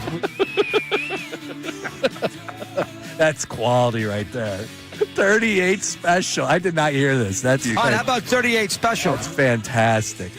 So right when I was looking at men's feet on Wiki Feet, yeah, I was pulling this up on YouTube. You want 38 Special? Yeah, let's do it. I'm with you. All right, how about 38 Special? That's so good. Oh, that's so good. He gets rewarded, though. He says dumb stuff all the time. I know he does, but he's also brilliant. Yeah, I know. I can tell you about the 50 Yankees. Right. So today, his old partner Francesa said more or less you're a loser if you watch the Super Bowl by yourself. We did just play Mike and the Mad Dog both today. Right. I would absolutely take an edible with Mad Dog. I would not want to have a beer with Frances. No. See, that's what I'm saying about him. Like, you're a loser if you do New Year's Eve or the Super Bowl by yourself. Excuse me, Mike Francesa. Is there anybody that actually would want you at their Super Bowl party other than you're rich and you're a big New York sports fan? It's like, oh, there's Mike Francesa. He's my buddy. Is anybody going to do anything with Mike Francesa? No. I mean, like, what? Like, he's miserable. Yeah, he's like a miserable bleep. And there's plenty of video out there. Remember, he got caught with the, we're not live, are we? Oh, when he was chewing out the one. Right. Yeah. Well, of course. No, and by the way, I've heard from people that worked with him that he's very good to the people that he works with. Nice, good. So he's not a bad guy. He just used to fall asleep on the air. Yes. And then deny it. That's next. And it still pulled #1 ratings. If you could fall asleep. No, he didn't. No, not in those days? He wasn't #1 ratings. No, he would still win. Number one. He was still number one. He was still #1 because #1. He was number. He was going up against a terrible show. Yeah. But to be fair to him, weren't they doing like 5 hours at a time at one point? He Like, did 2 to 7. Yeah, just absurd. And then Yankees, he would get off a little early. Yeah, he was doing 5 hours of radio. I mean, you shouldn't fall asleep on the air, but insane. 5 hours of radio a day. I did 5 hours of radio a day, but I was in my 30s. Yeah. Right, he was in his 60s. If 5 hours is a long lot. time. I did 2 to 6 with Mike, and I did the Fanatic hour. Oh, good grief. Yeah. Remember with the machine gun. People still ask me about rapid fire. Yes. Bring it back. Well, we need phone calls to do rapid fire there, Sean. Hello. And by the way, Herb from Northeast Phillies is in San Francisco. He's on Radio Row. And we're gonna get an update tomorrow. I actually just saw him on McAfee's show. I saw that too. All right, coming up, he's pushing toilet paper. Coming up, Sherman's. Coming up next, we'll update Sean on that. Coming up next, YouTube chat recap. Don't go anywhere. The Flyers have hit so.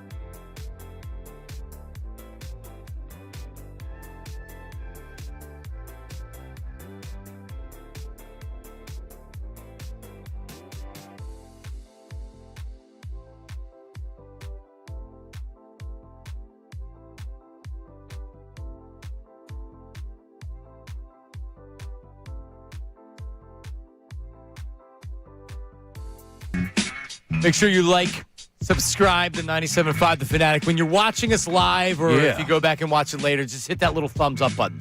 And comment on the episode if you're watching it non-live, on demand. 1 o'clock hour brought to you by Morgenstern Hair Restorations. Great teams stick together. So does great hair. Morgenstern Hair Restoration Championship results. Visit morgensternhair.com. We do have a 4-pack of Drexel tickets, Ray.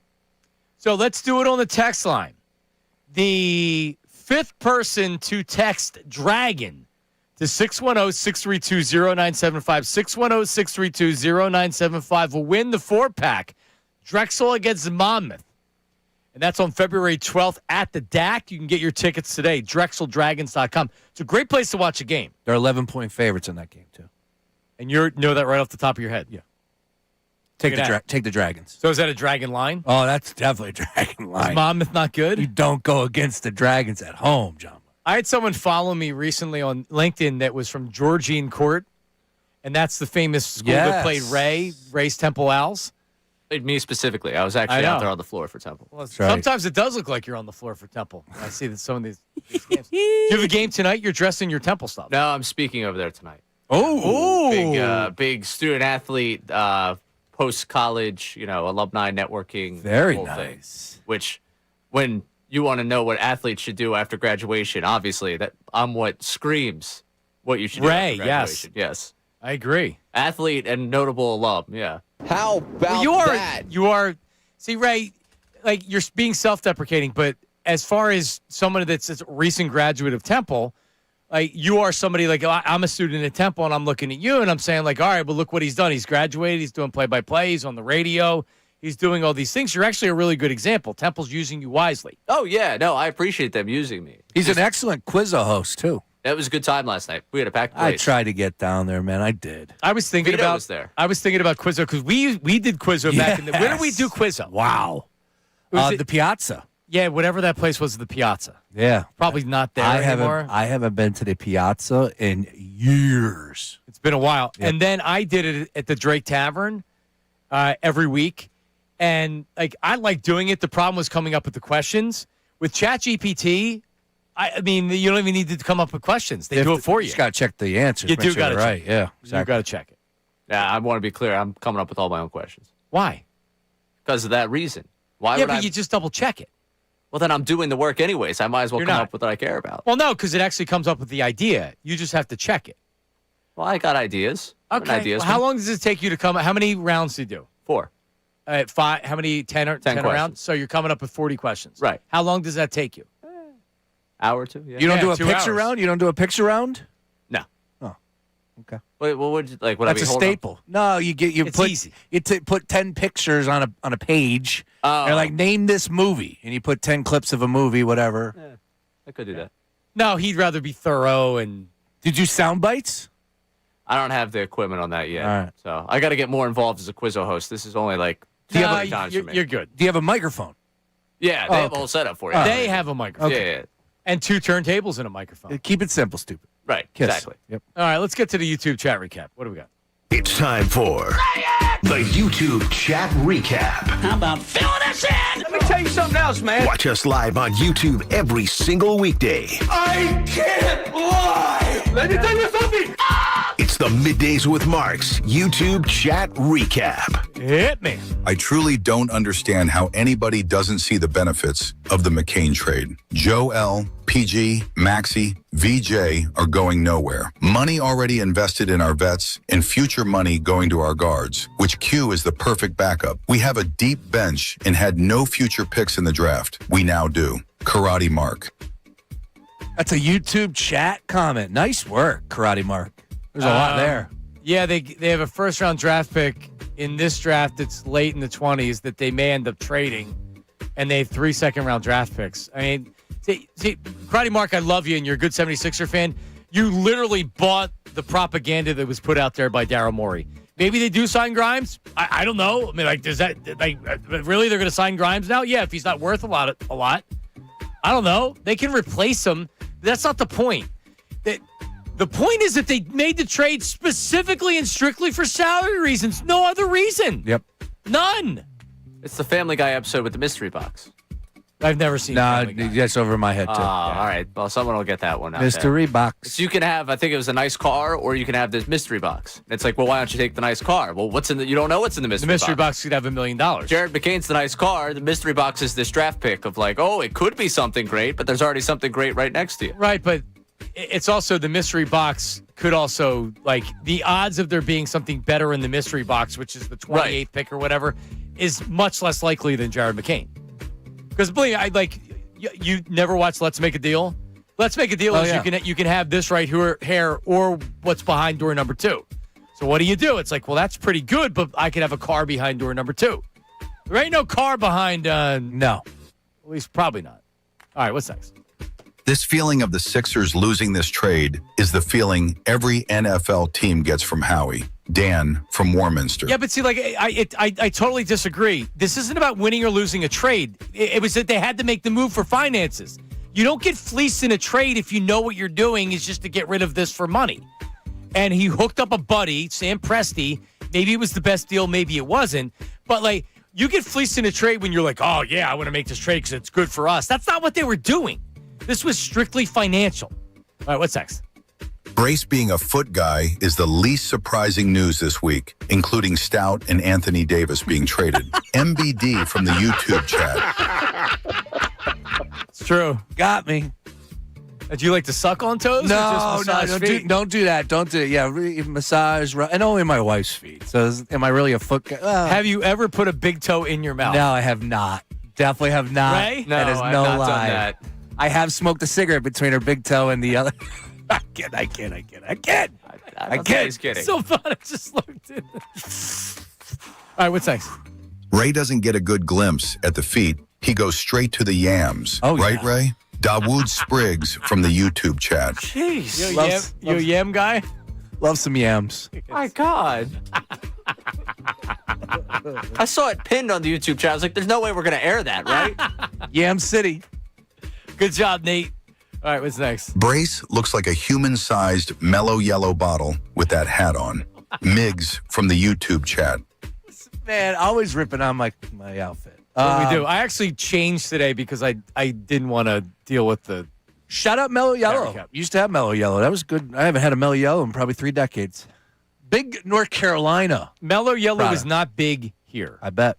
I remember the first time I saw Mellow Yellow, we were driving to Canada. My parents were driving to Canada. I was probably like 10. Yeah. And we were in this crappy motel that had it was like the one of the machines, and Mellow Yellow was for sale. Like, what is Mellow Yellow? Mellow Yellow NASCAR. It's like Mountain Dew, right? Yeah. Is it Coke's version of Mountain Dew, I guess? Because Mountain Dew's a Pepsi good call product. by you. Created by the Coca-Cola Company. There you go. How about that? How about that, Ray? What's your favorite soda? Not a big sodasman.